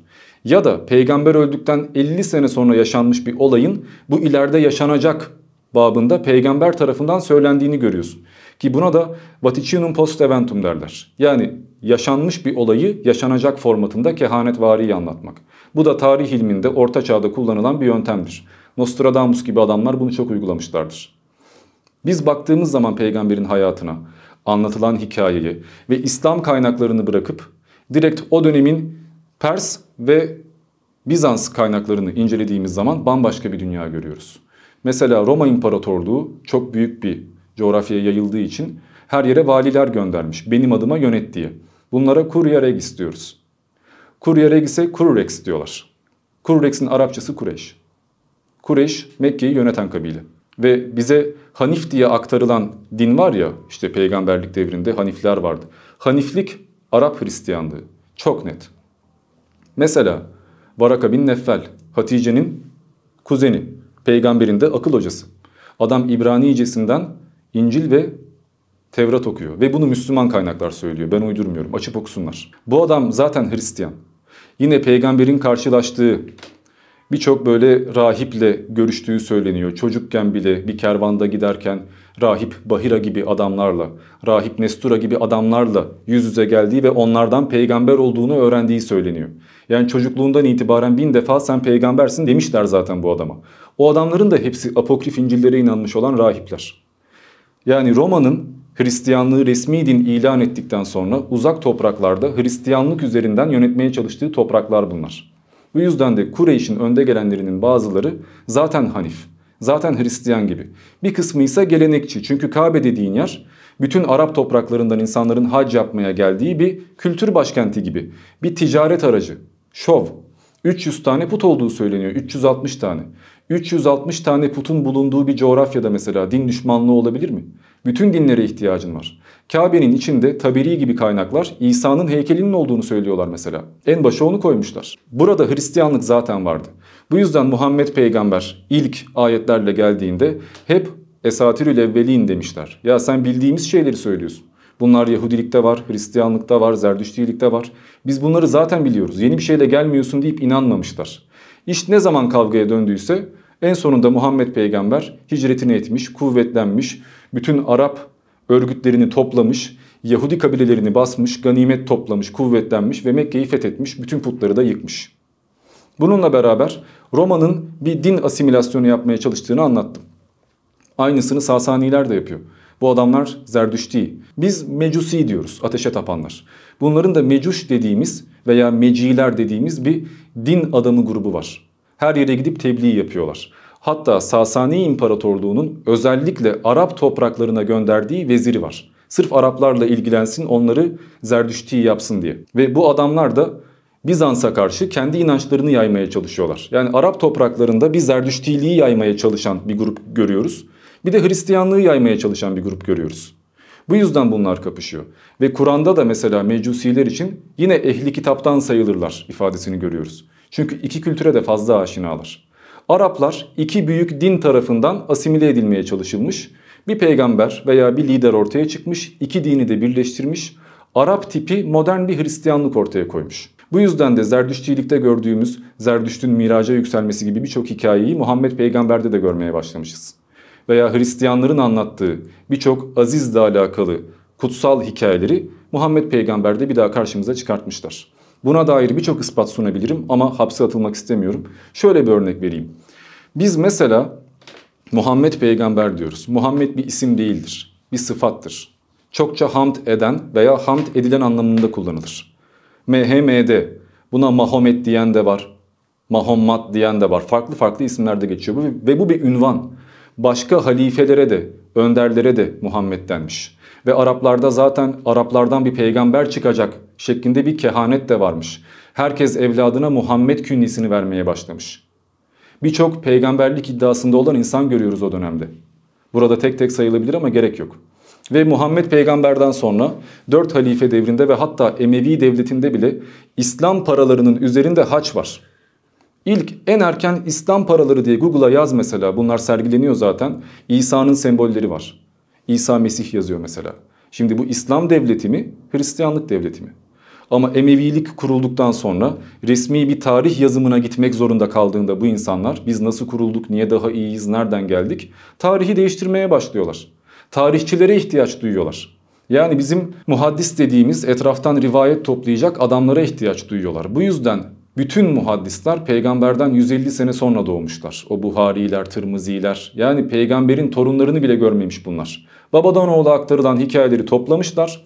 Her kabilenin kendi Kur'an'ı var. Kur'an yasadır. Kendi yasa kitabı, adeti var. Kan davası kurallarını belirleyen sözleri var. Bütün bunları toplayınca zaten Kur'an-ı Kerim oluyor. Yüce Kur'an demiş oluyorsun. Hepsini barındıran. Kur'an gerçekten de bütün dinleri barındırıyor. Bütün Araplara hitap ediyor. Anlayasınız diye Arapça indirdik diyor. Onların kurallarını devam ettiriyor. Yani Araplar Kur'an'dan önce de namaz kılıyorlardı. Kur'an'dan önce de oruç tutuyorlardı, hac yapıyorlardı. Hepsi geçerliydi. Safa ve Merve arasında İsaf ve Naile'ydi bunların adı eskiden. Yine sürekli gidiyorlardı, geliyorlardı. Hiçbir ibadet kaldırılmamış. Çok fazla örnek verebilirim ama fazla uzatmayayım. Çoğu insanın fark etmediği bir şey söyleyeyim. Mesela İncil ve Tevrat değiştirildi diyorlar ya, Kur'an'da tam tersi. O kitaplar da Allah'ın kanunudur. Ehli kitabın kendi kitaplarıyla, kendi kanunlarıyla hükmetmesine izin verin yazıyor ayet. Bunlar değiştirilmiş olsa, değiştirilmiş kitapla hükmetmesine izin verir mi? Değiştirilmediğini zaten söylüyor. En başında Hristiyanlarla, Yahudilerle dost olmaya çalışıyor. Roma İmparatorluğu'yla Sasani İmparatorluğu savaşıp birbirini tüketince, ikisi de artık Piruz zaferiyle yok olacak hale geldiğinde, ki Rum suresi bunu anlatır, Araplar bir şekilde isyan edip onları asimile etmeye çalışan bu iki imparatorluktan kurtulup kendi imparatorluklarını kurmuşlar. Cengiz Han'ın yaptığı gibi. Cengiz Han da Moğolları toplamıştı. Atatürk dağınık halde bulunan birçok efeyi toplayıp Kuvayi Milliye'yi oluşturmuştu. Tarihte böyle liderler görüyoruz. Ama bu din lideri olduğu zaman hikayelerde çok abartılıyor. Abartılan hikaye mesela şaşırtıcı gelecek. Hem Zebur'da yazar, Mezmurlar diye geçiyor artık Türkçesi, Zebur demiyor kimse. Hem de Tevrat'ta yazar. İbrahim peygamber 2 tane eşe sahiptir. Bir tanesi Sara. Bu kadın 90 yaşındayken hamile kalıyor ve evlat doğuruyor. Bir tanesi de Hacer, doğru hatırlıyorsam, cariyesi. Cariyesinden doğan çocuğu daha büyük, İsmail. Ötekinden doğan İshak. İshak Yahudilerin atası. İsmail artık iki kadın anlaşamadığı için sürgüne gönderilmiş Arapların atası. İbrahim bunu çöle gönderiyor ve 2 kitapta da yazıyor bunlar. Çöle gönderdikten sonra susuzluktan kırılmasınlar diye Allah yerden bir pınar fışkırtıyor. Bu Zemzem suyudur. Onlar yaşayabilsinler diye İbrahim onlara bir ev yapıyor. Bu Kabe'dir İslam inancına göre. Ve sürekli onları ziyarete geliyor. Sürekli Kudüs'ten, oradan, buradan, o topraklardan, daha mabet yokken bile sürekli onları ziyarete gidiyor ve o kadar hızlı gidip geliyor ki evladını görmek istediği için Rab ona yardımcı oluyor. Yani Mescid-i Aksa'dan Mescid-i Haram'a gidip gelmiş oluyor birçok defa. Ve bunun anlatıldığı bölümde ayrıca 3 konuk diye geçer Tevrat'ta, Rabbin gökyüzünden inip Lut kavmini teftişe gittiği söyleniyor. Gidip göreceğim, bakalım gerçekten de sapmışlar mı? Eğer öyleyse hepsini yok edeceğim diyor. İbrahim diyor ki peki ya orada 50 kişi varsa doğru düzgün, o zaman da yok edecek misin? Senin hatırın için yok etmem. Peki ya 45 kişi varsa? Peki ya 40 kişi varsa? 5 kişiye kadar indiriyor. Ama Lut kavminde 5 kişi bile bulamadıkları için aklı başında tüm kavmi yok ediyorlar. Bunun aynısını bize Miraç'ta anlatmıyorlar mı? Kur'an'da İsra suresi gece yürüyüşü demek ve herhangi bir ifade yok aslında orada, çok muğlak. Ama hadislere baktığında 7 kat gökte yükseldi, cenneti cehennemi gördü. Sonra Allah 50 vakit namazı uygun gördü. Geri dönerken peygamber Musa peygamberle karşılaştı ve 45'e indirmesini söyledi. 45 gitti geldi 40, gitti geldi 30. Allah'la pazarlık yaparak, affedersiniz, en sonunda 5 vakite indirmeyi başarmış. Ve onun da o gece 2 mescit arasında gidip geldiği söylenmiş. Ya gerçekten de bunlar esatirül evvelinmiş. Ben böyle düşünüyorum. Muhammed peygamber profiliyle bize anlatılan kişinin gerçekten bize anlatıldığı gibi bir hayat yaşadığına inanmıyorum. Ama orada bir lider ortaya çıkmıştır. Belki birkaç tane ortaya çıkmıştır. Bunlar hakkında aktarılan 100 sene sonra diğer dinlerden de devşirilen bazı hikayeler bizim için artık siyer tarihi olmuştur. Bana inanmayanlar da, ki inanmayın zaten bana, ben belki yalancıyımdır, dediğim bütün kaynaklara gidin bakın. Tevrat'ı da okuyun, Kur'an'ı da okuyun, Taberi'ye de bakın, İbn-i İshak, İbn-i Hişam, İbn-i Kesir, hepsini okuyun kardeşim. Ondan sonra bir daha konuşalım. Eğer ben yanlış söylüyorsam, bir şeyleri çarpıtıyorsam da rica ediyorum Müslümanlar bu konuyu araştırsınlar. Çünkü biz bir tek tarihi Taberi'yi okuyoruz veya başka bir kitabı okuyoruz ve tamam ben bunu ezberledim artık biliyorum diyoruz. Bize ilkokulda din kültürü ve ahlak dersinde ne anlatıyorlarsa o. Ama o değil işte. Bu yüzden 1400 yıldır 1000 tane mezhep çıktı ortaya. Kendiniz okuyun kardeşim. Diamond, peki sormak istiyorum. Kendini dindar gösterip aslında dinle alakası olmayan insanlar sence neyi hedefliyorlar? Çıkar ilişkisi işte. Ya insanlar gerçekten çok şerefsiz olabilirler. Bunu dinsizler de yapabilir. Herkes yapabilir. Herkes bir ideolojinin taraftarı olur, bayrak tutanı olur. İnsanları buradan sömürebilir. Adam gerçekte komünist değildir mesela. Zaten çok zengin yaşıyordur. Ama böyle komünist görünmek, bilmem ne halk kahramanı görünmek için gidip komünistlerin yanında takılabilir. İnsanlar şov yapmayı, pohpohlanmayı, övülmeyi severler. Bu yüzden de seni övecek bir kitle bulduğun zaman oradan yürüyorsun. Yani gerçekten dindar olmasa bile helal olsun abi, süper alimsin abi diye övüyorlarsa seni, o insan dindar görünmeye devam edebilir. Ya ben bu konuda çok yorum yapmayayım, karakterle alakalı. Şimdi geçtiğimiz günlerde Bahadır abiyle program yapmıştın ve orada gayet güzeldi konuşmanız. Daha sonra hatta canlı yayın açtığında orada da gayet güzel konuşuyordun. Birkaç gün sonra ne olduysa sana birdenbire adama tilt oldun ve tuttun onunla alakalı böyle aslında laf olmayacak şeyler söyledin. Olmaması gereken şeyler söyledin. Örnek Mesela, verebilir misin? İşte beni öldürmek istiyormuş falan tarzında bir ifade kullandın. Şer'i kanunlardan bahsettiğinde söylediği ifadeyi alarak kendine bağladın bu konuyu direkt. Buradaki gayen neydi? Niye ona karşı değişti bakışın birdenbire? Ben buradaki programdan sonra işte namaz kılması, samimi olması dolayısıyla ona gerçekten saygı duydum. Ha düzgün bir adammış, helal olsun falan dedim. Hakkında hep güzel konuştum. Hatta videonun altına kötü yorum atanları bile eleştirdim. Atmayın diye. Adamı savundum yani. Doğru yapmışsın bu arada. Gayet de öyle bir adam. Ama sonra bana birkaç tane videosunu attılar. Şimdi ben bir yayıncıyım. Ya kendi videolarımı yapmam, kitaplarımı okumam zaten çok vaktimi alıyor. Hani birisiyle tartışacağım zaman 5 gün tüm videolarını izleyemiyorum. Bir iki videosuna kısaca bakıp ha böyle konuşan bir adammış diyebiliyorum. Bahadır hakkında da işte sizin yaptığınız birkaç tane programa göz gezdirebildim. O kadar. Sonra Hristiyan bir çocukla yaptığı bir tartışmayı attılar. Orada işte eğer dinsizliği yayıyorsan senin derdin başkadır. Sen küfrü yayıyorsun, o zaman katlin vaciptir gibi şeyler söylemiş. Şimdi ben dinsizliği yayıyorum böyle bakarsak, video paylaşıyorum. Sen bunu izlemeden mi gelmiştin yani buraya? Bütün videoyu izleyemem ki, bütün programlarınızı. Ben nereden bileyim? İzlediğini söylemiştin ama gel. Sardıra sardıra baktım. Yolda bakıyorum videoya. Sadece arada bir çocuğu ezdiğinizi gördüm. Onun da işte özür dilediğini falan gördüm. Biraz da komik geldi. Üzüldüm çocuğa, o kadar yani. Tüm videoyu izleyemem. Tamam ama daha sonradan böyle bir şey ortaya çıkartman peki etik mi sence? Çıkartmam değil. Ortada olan bir şeyi ben sonra görmüşüm. Ben de dedim ki arkadaşlar ben fikrim değişti. Demek ki bu adam benim karşımda saygılı bir şekilde oturuyorken içten içe şeriatı savunduğundan, hatta dinsizliği yayanların katli vacip diye düşündüğünden aslında demek ki imkanı olsa ölmemi savunacak. Benim ölmemi savunacak bir adamla, ki açık açık bunu söyleyen bir adamla, o zaman benimle tartışmış olmasa bile, ben niye bir daha saygılı konuşayım ki? Gelsin karşımda savunsun bakalım, bir daha bu konuyu konuşalım. Dedim ama eğer onun orada kastettiği başka bir şeyse, ben yanlış anlamışsam, aslında bana saygı duyuyorsa veya işte ateistin, deistin, agnostiğin öldürülmesi gerektiğini düşünmüyorsa, dinsizliği yaymak, kendi inancını savunmak ona göre idam sebebi değilse ama din böyle söylediğinden savunmak zorunda kalıyorsa veya başka bir yanlış anlaşılma olduysa kusura bakmasın, kalbini kırmam o zaman. Ama eğer gerçekten dinsizin katli vaciptir diye düşünüyorsa o videosundaki gibi, bu durumda benim karşımda saygılı olması beni kandırmak demek. Şöyle düşün, evrime de inanmıyormuş mesela ama evrime inanmadığını ben 55. dakikada öğreniyorum. 55 dakika boyunca ben evrim üzerinden 1000 tane örnek veriyorum. Bu bile saygısızlıktır. En başından söyle. Demek ki anlattığım her şey boşa gitmiş. O yüzden beni dinlememiş. Ben en başından bunu görmek isterdim. İkinci programı da yapsaydık önce bu şeriat muhabbetini bir konuşmak isterdim. Ama kendisine karşı bir nefretim yok. Belki yanlış anlaşılmış da olabilir. Belki ben fazla kızmış da olabilirim. Kalbini kırdıysak kusura bakmasın ama ondan da özür beklerim. Çünkü dinsizliği yayıyorsan sen o zaman derdin başkadır, hainsindir, öldürülmen lazımdır diyorsan bana laf geliyor. Peki Diamond, sence evren nasıl var oldu? Bilmiyorum. Bilsem agnostik olmam ki.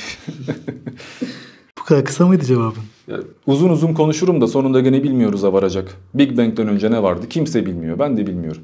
Evren yokluktan mı var oldu yoksa hep mi vardı? Yokluk kavramı bizim uydurduğumuz bir kavram mı? Onu da bilmiyorum. Hayatın kendi kendine var olması, tesadüf sonucu var olması bir imkansız aslında. Evrenin ve yaşamın karmaşıklığını nasıl çözüyorsun peki sen? Her şeyi çözmek zorunda değilim. Çünkü her şeyi çözdüğünü söyleyenler de bir şeyi çözmüş değiller. Hayal satıyorlar. Tesadüf kavramını da şöyle açıklayayım. Tesadüf nedir? Hiç olmayacak bir şeyin olmasıdır mesela. Denk gelmesidir. Örneğin ben 100 defa zar atarım. 100 defa arka arkaya 6 gelmiş olur. Ya artık bu böyle tesadüf olmaz değil mi? Evrene de böyle bakıyoruz. Yani 50 üzeri 50 sıfır ihtimalle şu oluşabilirdi, bu oluşabilirdi. Şu denge kurulmasaydı canlılık oluşmazdı, şöyle olmazdı. İyi de ya canlılığın oluşmadığı trilyonlarca gezegen var karşımda. Evrenin %4'ünü biliyorsak şu anda şanslıyız yani. Sayısız yıldız var, gezegen var, canlılığın başka bir yerde oluşmadığını nereden biliyorsun?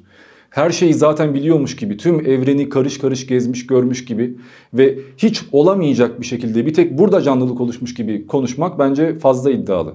Kaldı ki bir tek dünyada bile canlılık oluşmuş olsa, tamam diğer sayısız gezegende oluşmamış zaten. Bu dünyada tesadüfen oluştuğunu göstermez mi? Yani yüz milyonlarca defa zar atıyorum. Bir keresinde anca 6 gelmiş oluyor. Nasıl 6 gelir, olur mu böyle bir şey demek bence biraz saçma. Bu konuyu zaten geçen programda Bahadır'la tartışmıştık. Onu izlesinler bence. Burada uzun konuşmayayım. Bir de başka tartışma programları da yapacağız seninle. İlla ki soracaklar. Mutlaka. Az evvel şeriatı da söyledik bu arada. Bence şeriatı da konuşacağımız program olsun. Hatta şeriatı savunacak olan Asrın Tok var. Yani savunacağını söylüyor daha doğrusu. İster misin tartışmak kendisiyle? Ya kendisini tanımıyorum. Hakkında da ipe sapa gelmez şeyler söylediğini biliyorum. Ama sıkıntı yok. Tartışabiliriz. Dedim ya herkese açığım. Evet, az evvel dedin ki Kur'an, İncil, Tevrat konularını konuştuk. Hz. Muhammed'in peygamberliği şaibeli dedin. Biraz kafa karıştırdın. Peki orada Kur'an'dan, İncil'den ve Tevrat'tan bahsettin. Bunları da değişmediğini öne sürdün. Ben öyle inanmıyorum da yani Kur'an'a göre öyle. Tamam. Peki sence okuduğun bu kitaplar arasında işte İncil, Tevrat ve Kur'an-ı Kerim. Sence en mantıklısı, en akla yatan ve kusursuz olan hangisi? Bu kitaplar dışında bir kitap örnek vermem mümkün mü? Ben bu kitabı Tamam, içinde kalayım o zaman. Evet. Başka din kitapları da var da. Şimdi Tevrat bir tarih kitabı. Adem'le başlıyor. Şu kişi şu kadar yıl yaşadı, bunu yaptı. Komple tarih anlatıyor ve anlattığı tarihin de %90'ı yanlış. Hiçbir kaynak bunu desteklemiyor, hatta çürütüyor. Bu yüzden Tevrat'ı okuyunca vay be Allah varmış demezsin. Etkilemez yani. Ki Tevrat'ta cennet cehennemden de bahsedilmiyor zaten. Bir ahiret kavramı da yok. İncil İsa'nın hayatını anlatıyor. Roman kitabı gibi. 4 farklı havari İsa'nın hayatını aktarmışlar. Biraz farklı şekilde aktarmışlar. Hadislerin toplanması gibi farklı farklı şeyler ortaya koymuşlar. Ardından da Pavlus diye İsa'dan sonra yaşadığı görünen, Saul diye de bilinen bir adam bir sürü kiliseye mektuplar göndermiş. Hristiyanlık şöyle olmalı, böyle olmalı, kadınlar böyle giyinmeli gibi kurallar koymuş. Yine etkileyici bir şey yok. İncil'de etkileyici görünen tek bir bölüm var. Yuhanna'nın vahiy bölümü, kıyameti anlatıyor çünkü. Çok yaratıcı, çok fantastik bir kıyametten bahsediyor. Ondan film yaparsın veya çizgi film olur yani ve izlenir. Onun dışında beni etkilemedi. Kur'an bunlardan daha kapsamlı. Üçü arasında bir kıyaslama yaparsak tartışmasız Kur'an bunlardan daha ciddidir. Çünkü Kur'an'da hem fantastik öğeler var, hem kıyamet var, hem ahiret var, hem yaratılış var, hem tarih, her şey var yani. Başka mitolojilerde olan da birçok öğretiyi koymuş. Zerdüştilikten veya Antik Mısır'dan, Sümer'den, Babil'den. Bu yüzden dop dolu. Hani bir felsefe tarihi kitabı okumak gibi. Tek bir kişiyi öğrenmiyorsun. Birçok şeyi birçok farklı boyutuyla öğreniyorsun. Bu yüzden bence Kur'an daha etkileyici. Ve daha korkutucu. Yani mesela dikkatli bir şekilde Kur'an'ı oku ve orada anlattığı cehennem kavramını ya da orada anlattığı öldükten sonrası fikrini sindirmeye çalış. Gerçekten bu böyle olsa ne olur acaba diye düşün. Terlersin yani. Ulan hakikaten böyle bir şey olsa yandık anasını satayım falan. Korkarsın gerçekten. Zaten bu yüzden bu kadar etkili. Peki Kur'an'da mesela bilimle alakalı, daha doğrusu bilimin keşfinden önce çıkan ayetler var. Bilim daha yeni keşfetmiş ama öncesinde ayetler olarak indirilmiş bir takım şeyler var. Örnek istememenden bilmiyorum. Bu soru da bana bir dostum tarafından geldi. Baktığında Kur'an bir şeyleri daha öncesinden bilmiş zaten. Bunu nasıl değerlendireceksin peki? Kur'an'ın başkalarının bilmediği bir şeyi bildiği yok. Hangi örneği veriyorsanız verin. Şu kimsenin bilmediği bir şeydir deyin bana. Kur'an'dan daha önce bilen başka bir medeniyet söyleyeyim. Fark etmez, herhangi bir örnek. Bu konuda videolarım da var, isteyenler izleyebilir. Yani buna göre sen Kur'an'ın aslında önceden bir şey söylemediğini söylüyorsun. Sadece bunu Arap kültürüyle, dönemin politikasıyla, o dönemki çekişmelerle, Mekkelilerle yapılan kavgalarla biraz daha donatmış diyelim. Ki bunu bir tek ben de söylemiyorum abi. Kur'an'ın kendisi de söylüyor. Mekkelileri biz ne zaman bir ayetle gitsek bunlar eskilerin masallarıdır. Zaten bildiğin bir şey söylüyorsun. Bana yeni bir şeyle gel demiş adamlar. Kur'an'ın tek derdi budur. Mekke döneminde sürekli cennet ve cehennemden bahsetmiştir. İnsanları etkileyebilmek için ve sürekli Mekkelilere reddiye yapmıştır. Medine'ye gittikten sonra ama biraz daha rahatlayınca hukuk, miras paylaşımı, kadın hakları bunlara geçilmiştir yani. Okuyun, yani görün. Agnostizm nedir? Bahseder misin biraz? Ya aslında agnostisizmin birçok farklı varyantı var. Daha önce de biraz anlatmıştım. Agnostisizmin gerçek anlamda kararsız böyle, neye inanacağını bilmeyen, her an fikri değişebilecek, boşlukta kalan, depresif bir versiyonu da var. Ya da çok okuyup, kafa patlatıp da ulan ne kadar okursam okuyayım, boşa okuyorum galiba deyip komple araştırmaktan soğuyan ignostik dediğimiz bir versiyonu da var. Komple okumaktan soğuyan ignostik dediğimiz bir versiyonu da var. Bunun dışında ya ben bilemeyecek olsam bile okumaktan, araştırmaktan, merak etmekten keyif alıyorum. Öğrenebildiğim kadarını öğreneyim. Ne olacak deyip sürekli kuşku duyan ama sürekli de okuyup öğrenmek isteyen güçlü agnostik versiyonu da var. Ben bu görüşteyim. Agnostisizm temelde hangisine bakarsan bak, Tanrı var mı yok mu ben bilmiyorum ya da siz de bilmiyorsunuz ya da kimse zaten bilemeyecek ya da zaten Tanrı bilgiyi aşan bir kavram, bu yüzden de bu konuyu tartışmak zaman kaybı diyen bir görüş. Yani agnostisizmin de farklı çeşitleri var tabii ama temelde hepsi Tanrı vardır veya yoktur demenin beyhude olduğunu söylüyor. Peki sence bir şeye inanmak daha mantıklı değil mi? Öyle düşünseydim inanmış olurdum. Yani sonuçta mesela sana biri sorduğunda bile anlatması zor bir mesele bu. İnanıyorum deseydin kolay olurdu. Hiç pişmanlık duydun mu? Ya şöyle yapıyorum, birisi mesela beni tanımıyor, videolarımı izlememiş, yabancı bir arkadaş neye inanıyorsun deyince kolaya kaçıyorum. Deistim, ya ateistim, herhangi bir şey söylüyorum daha rahat anlasın diye. Oturup 5 saat agnostisizmi anlatamam yani. Bertrand Russell da mesela meşhur bir agnostiktir. O da neye inanıyorum kitabının sonunda bunu söylüyor. Millet anlamıyor diye kendimi ateist veya deist gibi gösteriyorum. Halbuki değilim. İnsanlar biraz daha bilgilense, biraz daha öğrense rahat rahat biz de kendi inandığımız şeyi söyleyebileceğiz diyor. Bu yüzden hani ben agnostisizmi açıklama konusunda evet çaba sarf ediyorum, doğru. Bundan çok pişmanlık da duymuyorum. Ama inansak daha iyi olmaz mı diyorsun ya. Gerçi mantıklı olmaz mı dedin ama. Mantıklı olmaz ama daha iyi olabilir. İnanmak çünkü insanı rahatlatıyor. Şahsen ben öldükten sonra annemi, anneannemi, dedemi, sevdiğim insanları bir daha göreceğimi bilsem, böyle bir inancım olsa çok rahat ederim. Yani ölmeyeceğimi mesela sonsuza kadar yaşayacağımı düşünsem veya cennette yaşayacağımı düşünsem daha güzel bir şey olamaz ki. Çok rahatlatan bir şey çünkü bu. Öte yanda bir de cehennem var tabii. Herkes de cennete gitmiyor. Ama işte bunlara inanmak bütün hayatını buna adamayı gerektirmiyor. Yeterli bir sebep görmüyorum. Yani ya Antik Mısır'daki inanç gerçekse, ya Antik Mısır inancının şu anda var olmaması bir imtihansa, gerçek olmadığını düşünelim diye böyle olduysa bir sürü ihtimal var. Hangi tanrı beni karşılayacak bilmiyorum ki. Ben elimden geldiğince bütün kitapları okumaya çalışmışım. Tibet'in Ölüler kitabına kadar okudum ya. Çoğu kişi adını bilmiyordur. Mısır'ın Ölüler kitabını okudum. 2 farklı versiyonu var. Ben daha ne yapayım? Avesta'yı okumuşum. Türkçe tercümesi yok doğru düzgün. Ya ben olabildiğince okudum bütün kitapları. En azından alnımak. Kardeş kusura bakma ben seni bulamadım. Okudum bulamadım. Bana verdiğin akıl bu kadarına yetti. Cahil cühela kalıp körü körüne iman da edebilirdim. Ya da seni komple reddedip sana düşman da olabilirdim. İkisi de olmadım. Bu yani dürüstüm en azından. Hatırlar mısın seninle yolda giderken şey konuştuk. Benim başımdan bazı mucizeler geçti. Bak bu çok önemli bir konu bence. Hatta bu konu bence tartışılacak bir konu da yani.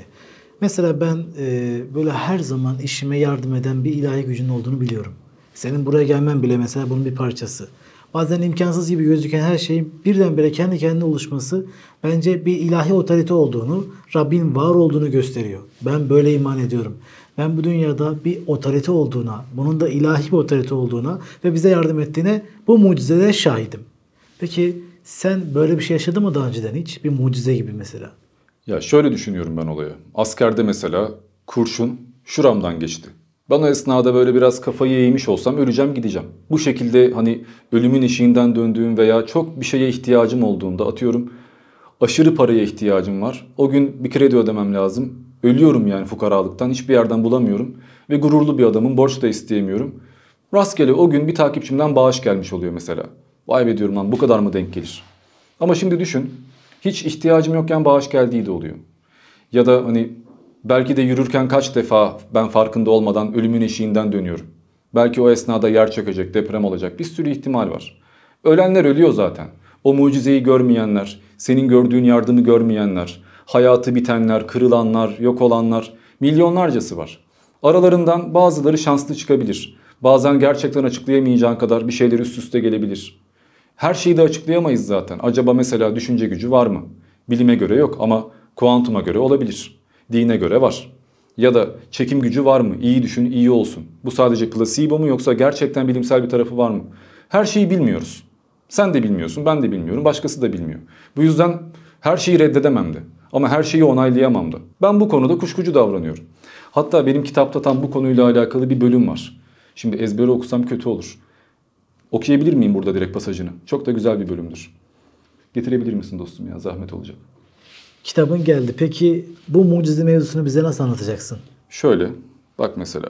Bir çatıdan birinin başına bir taş düşerse ve onu öldürürse yeni yöntemleriyle taşın adamı öldürmek için düştüğünü göstereceklerdir. Çünkü eğer Tanrı'nın isteğiyle bu nesne düşmemiş olsaydı nasıl bu kadar çok koşul tesadüfen birlikte meydana gelebilirdi ki?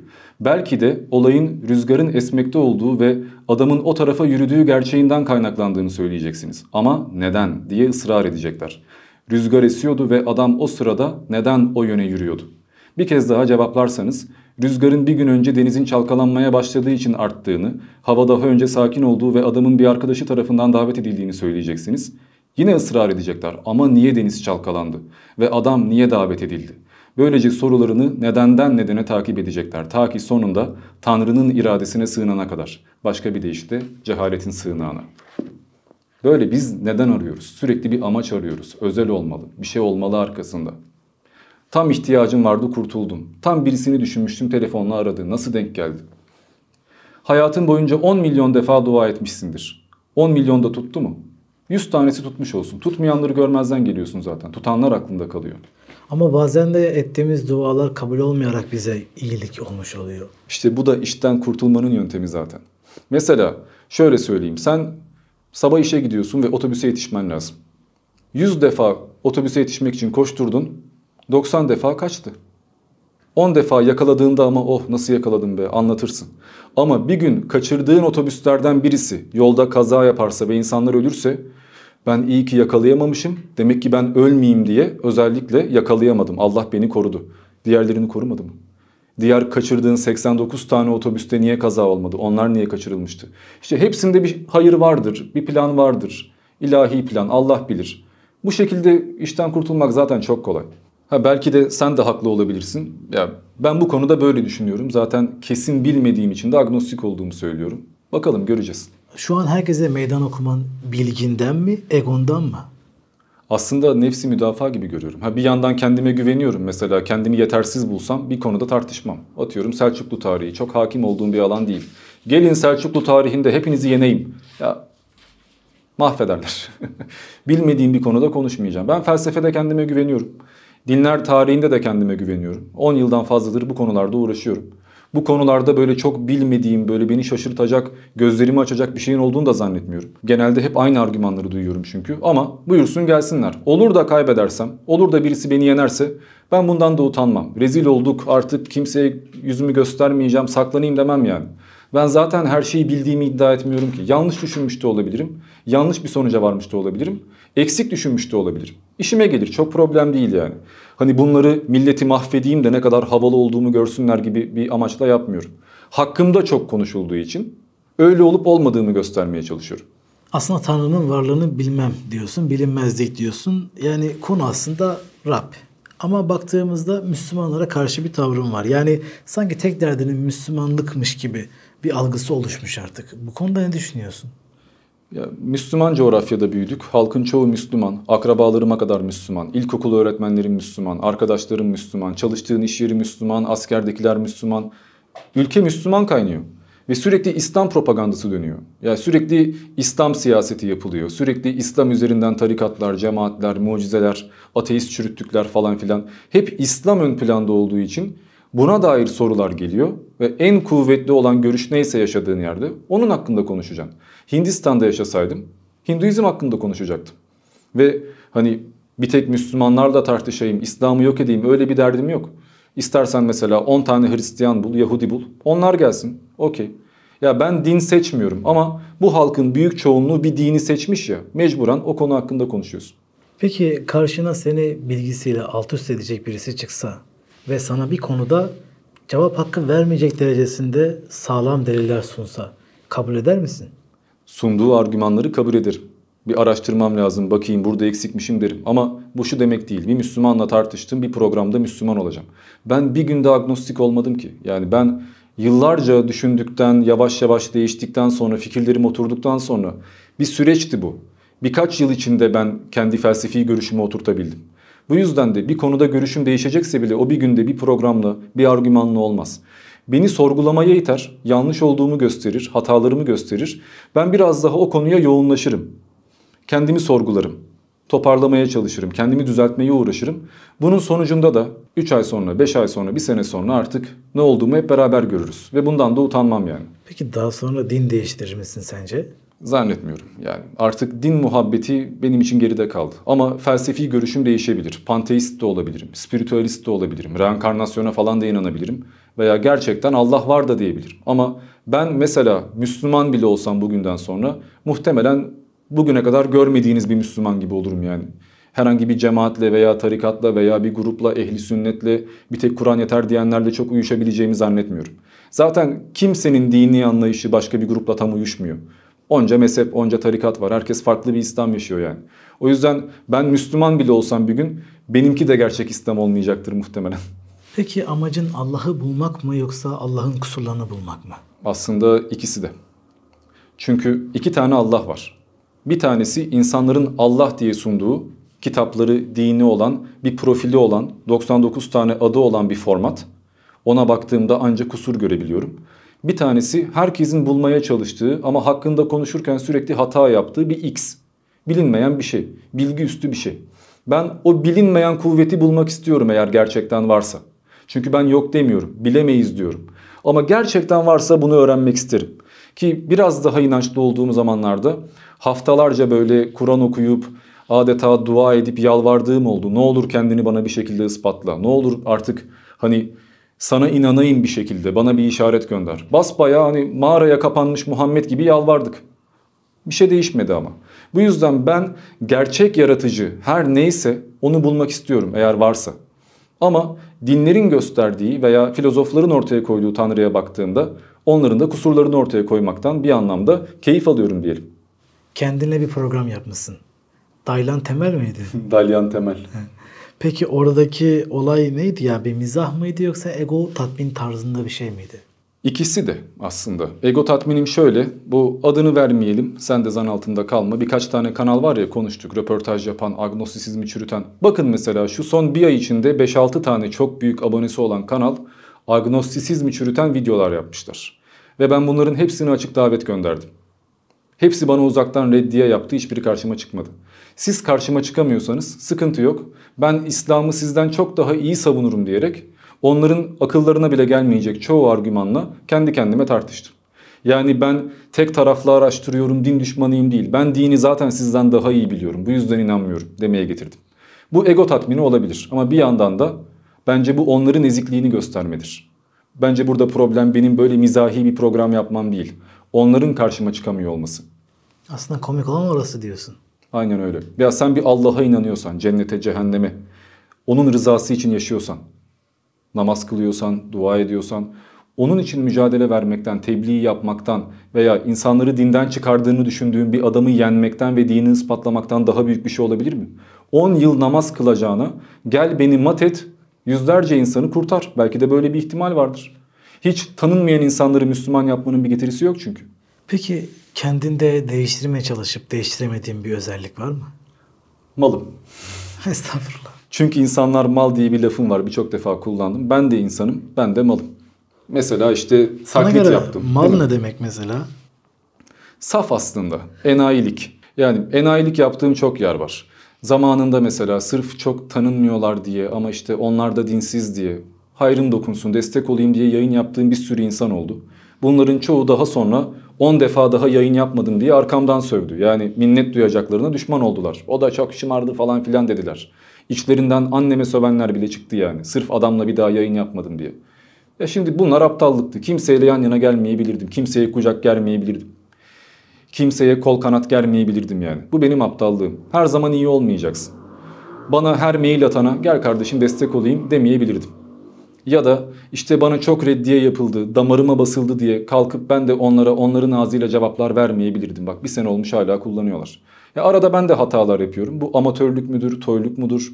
50 yaşına geldiğimde hala aynı olur muyum bilmiyorum. Ama biraz daha soğukkanlı, biraz daha böyle içten pazarlıklı, daha uyanık olmak isterdim. Biraz fazla enayi kalıyorum galiba böyle konularda. Duygusal zekam daha düşük yani. Biraz daha saf yaklaşıyorum. Diamond, peki sence her şey mi bilinmezlik yoksa sadece Tanrı'nın varlığı mı bilinmezlik? Birçok konu bilinmezlik. Ama en bilinmez olduğuna emin olduğum Tanrı'nın bilinemeyecek olması. Yoksa doğa hakkında birçok şeyi öğrenebiliyoruz. İnsan hakkında birçok şeyi öğrenebiliyoruz. Sosyal ilimler var, tarih ilmi var, bir sürü şey var. Kendimizi geliştiriyoruz. Yani acaba rüyada mıyım lan ben şu an falan diye korkmam. Ya da ben miyim acaba falan diye şüphe etmem. Ya da ben 4 sene önce acaba o kazada öldüm de öldüğümü fark etmeyecek şekilde uyanmışım gibi bir ahirete mi doğdum diye de düşünebilirim mesela çok şüpheci olsam. Başına bir olay gelmiştir 5 sene önce. O olayda belki de öldün sen ama şu anda ahirettesin. Ölmediğini zannetmeni istiyor Allah. Bu da bir ihtimal. Bilme şansın var mı? Ispatlayamazsın ki. Ben bile bunu ispatlayamam sana. Hayır ben gerçeğim diyemem yani. Bilemeyeceğimiz bazı konular olabilir. Bunu çok abartmamak lazım. Her şeyden şüphe duymamak lazım. Her şeyi bilebileceğimizi de varsaymamak lazım. Haddimizi bilmek lazım. Ben Tanrı'yı bilme konusunda haddimi bildiğimi düşünüyorum. Diğer konularda da makul davranmaya çalışıyorum. İnsan bilincinin kendi öz kaynağı nedir? Kimse bilmiyor. Ya bunu benim bilme şansım yok. Kimse bilmiyor. Dinciler veya dinler bir kaynak ortaya koyuyorlar. Tanrı. Tanrı'nın ruhundan geldiğimiz için bilincimiz var. Başka türlüsü mümkün değil. Özgür irade var. Bilimin hiçbir cevabı yok şu anda. Araştırıyor hala. Bilim her şeyi bilebilir mi? Her şeyin bir limiti var. Mesela bir insan dünyadaki bütün kitapları okuyabilir mi? Ömrü yetmez ki. Nasıl derler? Bayrak yarışı gibi. Sen bir noktaya kadar geleceksin. Oradan sonra başkası devralacak. O bir yere kadar taşıyacak. O başkasına bırakacak. Bilim de böyle. Öğrenebildiği konular var. Yorumlayabildiği konular var. Ama genelde tarafsız kalmaya çalışır. Amaçtan bahsetmez. Niyeden bahsetmez. Niçini vermez. Sebepleri ortaya koyar. Yağmur yağdı bu yüzden yağdı. Yani şöyle oluşuyormuş yağmur bu yüzden de düşmüş. Ama yağmuru Zeus mu yağdırdı? Veya yağmur biz ondan beslenek diye özellikle mi yağdı? Bilemeyiz. Bu yüzden amaç konusunda, insanın ihtiyaçları konusunda bilim her zaman kifayetsiz kalacak. Karşında oturup din ve ahlak konuşmasını istediğin birisi var. Din ve ahlak nedir? Yani din olmadan ahlak olur mu? Ahlak dinle alakalı mıdır? Konularını konuşmak istiyorum. Aynı zamanda şeriat konuşmak istiyorum seninle. Hani kabul etmiyorsun ya, neden etmiyorsun ve şeriat senin için ne kadar sıkıntı? Ya da işte şeriat savunucusu karşısına geçip senin ne konuşabilir? Bu konuyu konuşmak istiyorum. Aynı zamanda bilimden ve dinden bahsettik az evvel. Dedim ki sana bilim işte bazı şeyleri bulamasa da Kur'an'dan bir takım şeyler bilimin öncesinde söylenmiş haliyle. Acaba din ve bilim birbiriyle uyuşur mu? Kur'an ve bilim uyuşur mu tarzında bir şey konuştum. Bununla konuşmak istiyorum seninle. Ben değil tabii ki. Benim bu alanda bilgim de yok zaten. Ancak bununla alakalı bilgi birkaç arkadaş getireceğim buraya. Hadis ve Kur'an'dan konuşmak istiyorum. Hadislerin varlığı, gerçekliği ve Kur'an-ı Kerim içerisindeki metinlerin doğruluğu adına konuşmak istiyorum. Bu programları yapmak ister misin? Okey. O zaman seninle toplamda belki bir 4 program daha yapacağız. Hatta buradayken bu işi halledebiliriz büyük ihtimalle. Burada da bütün soruların hepsinin cevabını duymak istiyorum. Hem senden hem karşı taraftan. Tamam sen zaten birilerini düşünmüşsün. Ayarla. Ben hazır buradayken hepsini arka arkaya yapalım. Tamamdır. Ve ben tekrar söylemek istiyorum. Kendisine böyle hani sosyal medyada, sosyal mecrada din anlatan, kendisince bir şeyler bahseden ve insanların imanına vesile olan çok değerli hocalarımız var. Bir Müslüman kardeşiniz olarak size çağrı yapıyorum. Eğer ki mesela Cübbeli Ahmet Hoca, isim vererek söyleyeceğim, veya diğer Sözler Köşkü, Hayal Alem gibi büyük kanallar, dostlarımızsınız, sizleri seviyoruz, bir problem yok. Yaptığınız yayınları da saygıyla izliyoruz. Eğer bu konuda tartışmaya açıksanız, Yani bir şeyleri bildiğinizi ve tartışmayı istiyorsanız işte burası sizin için çok iyi bir kaynak olabilir. Burada konuşacaklarınız da belki milyonlarca insanın imanına vesile olabilir diyorum ve sizleri açık bir şekilde çağrıya, yani buraya davet ediyorum dedim. Eklemek istediğim şeyler var mı? Çağırdığın için sağ ol kardeşim. Güzel sohbetti. Güzeldi, güzel bir muhabbetti. İlk programda sormadığım soruları sordum. Hem de diğer programlara kapı açtım diyorum. Bir defa şunu söyleyeyim. Yani bir yayıncı olarak yaptığın yayınları takdir ediyorum. Sürekli bir şekilde böyle düzenli bir şekilde gitmen, yayınlarında aksaklık olmaması falan, bu da güzel bir şey. Bazen mesela yorgunluk olabiliyor insanlarda ve yapası gelmiyor bazılarının, ama sen de bunu görmüyorum. Bu da istikrarlı olduğunu gösterir. Rabbim başarılı eylesin seni inşallah. Çok sağ ol. Çok teşekkür ederim.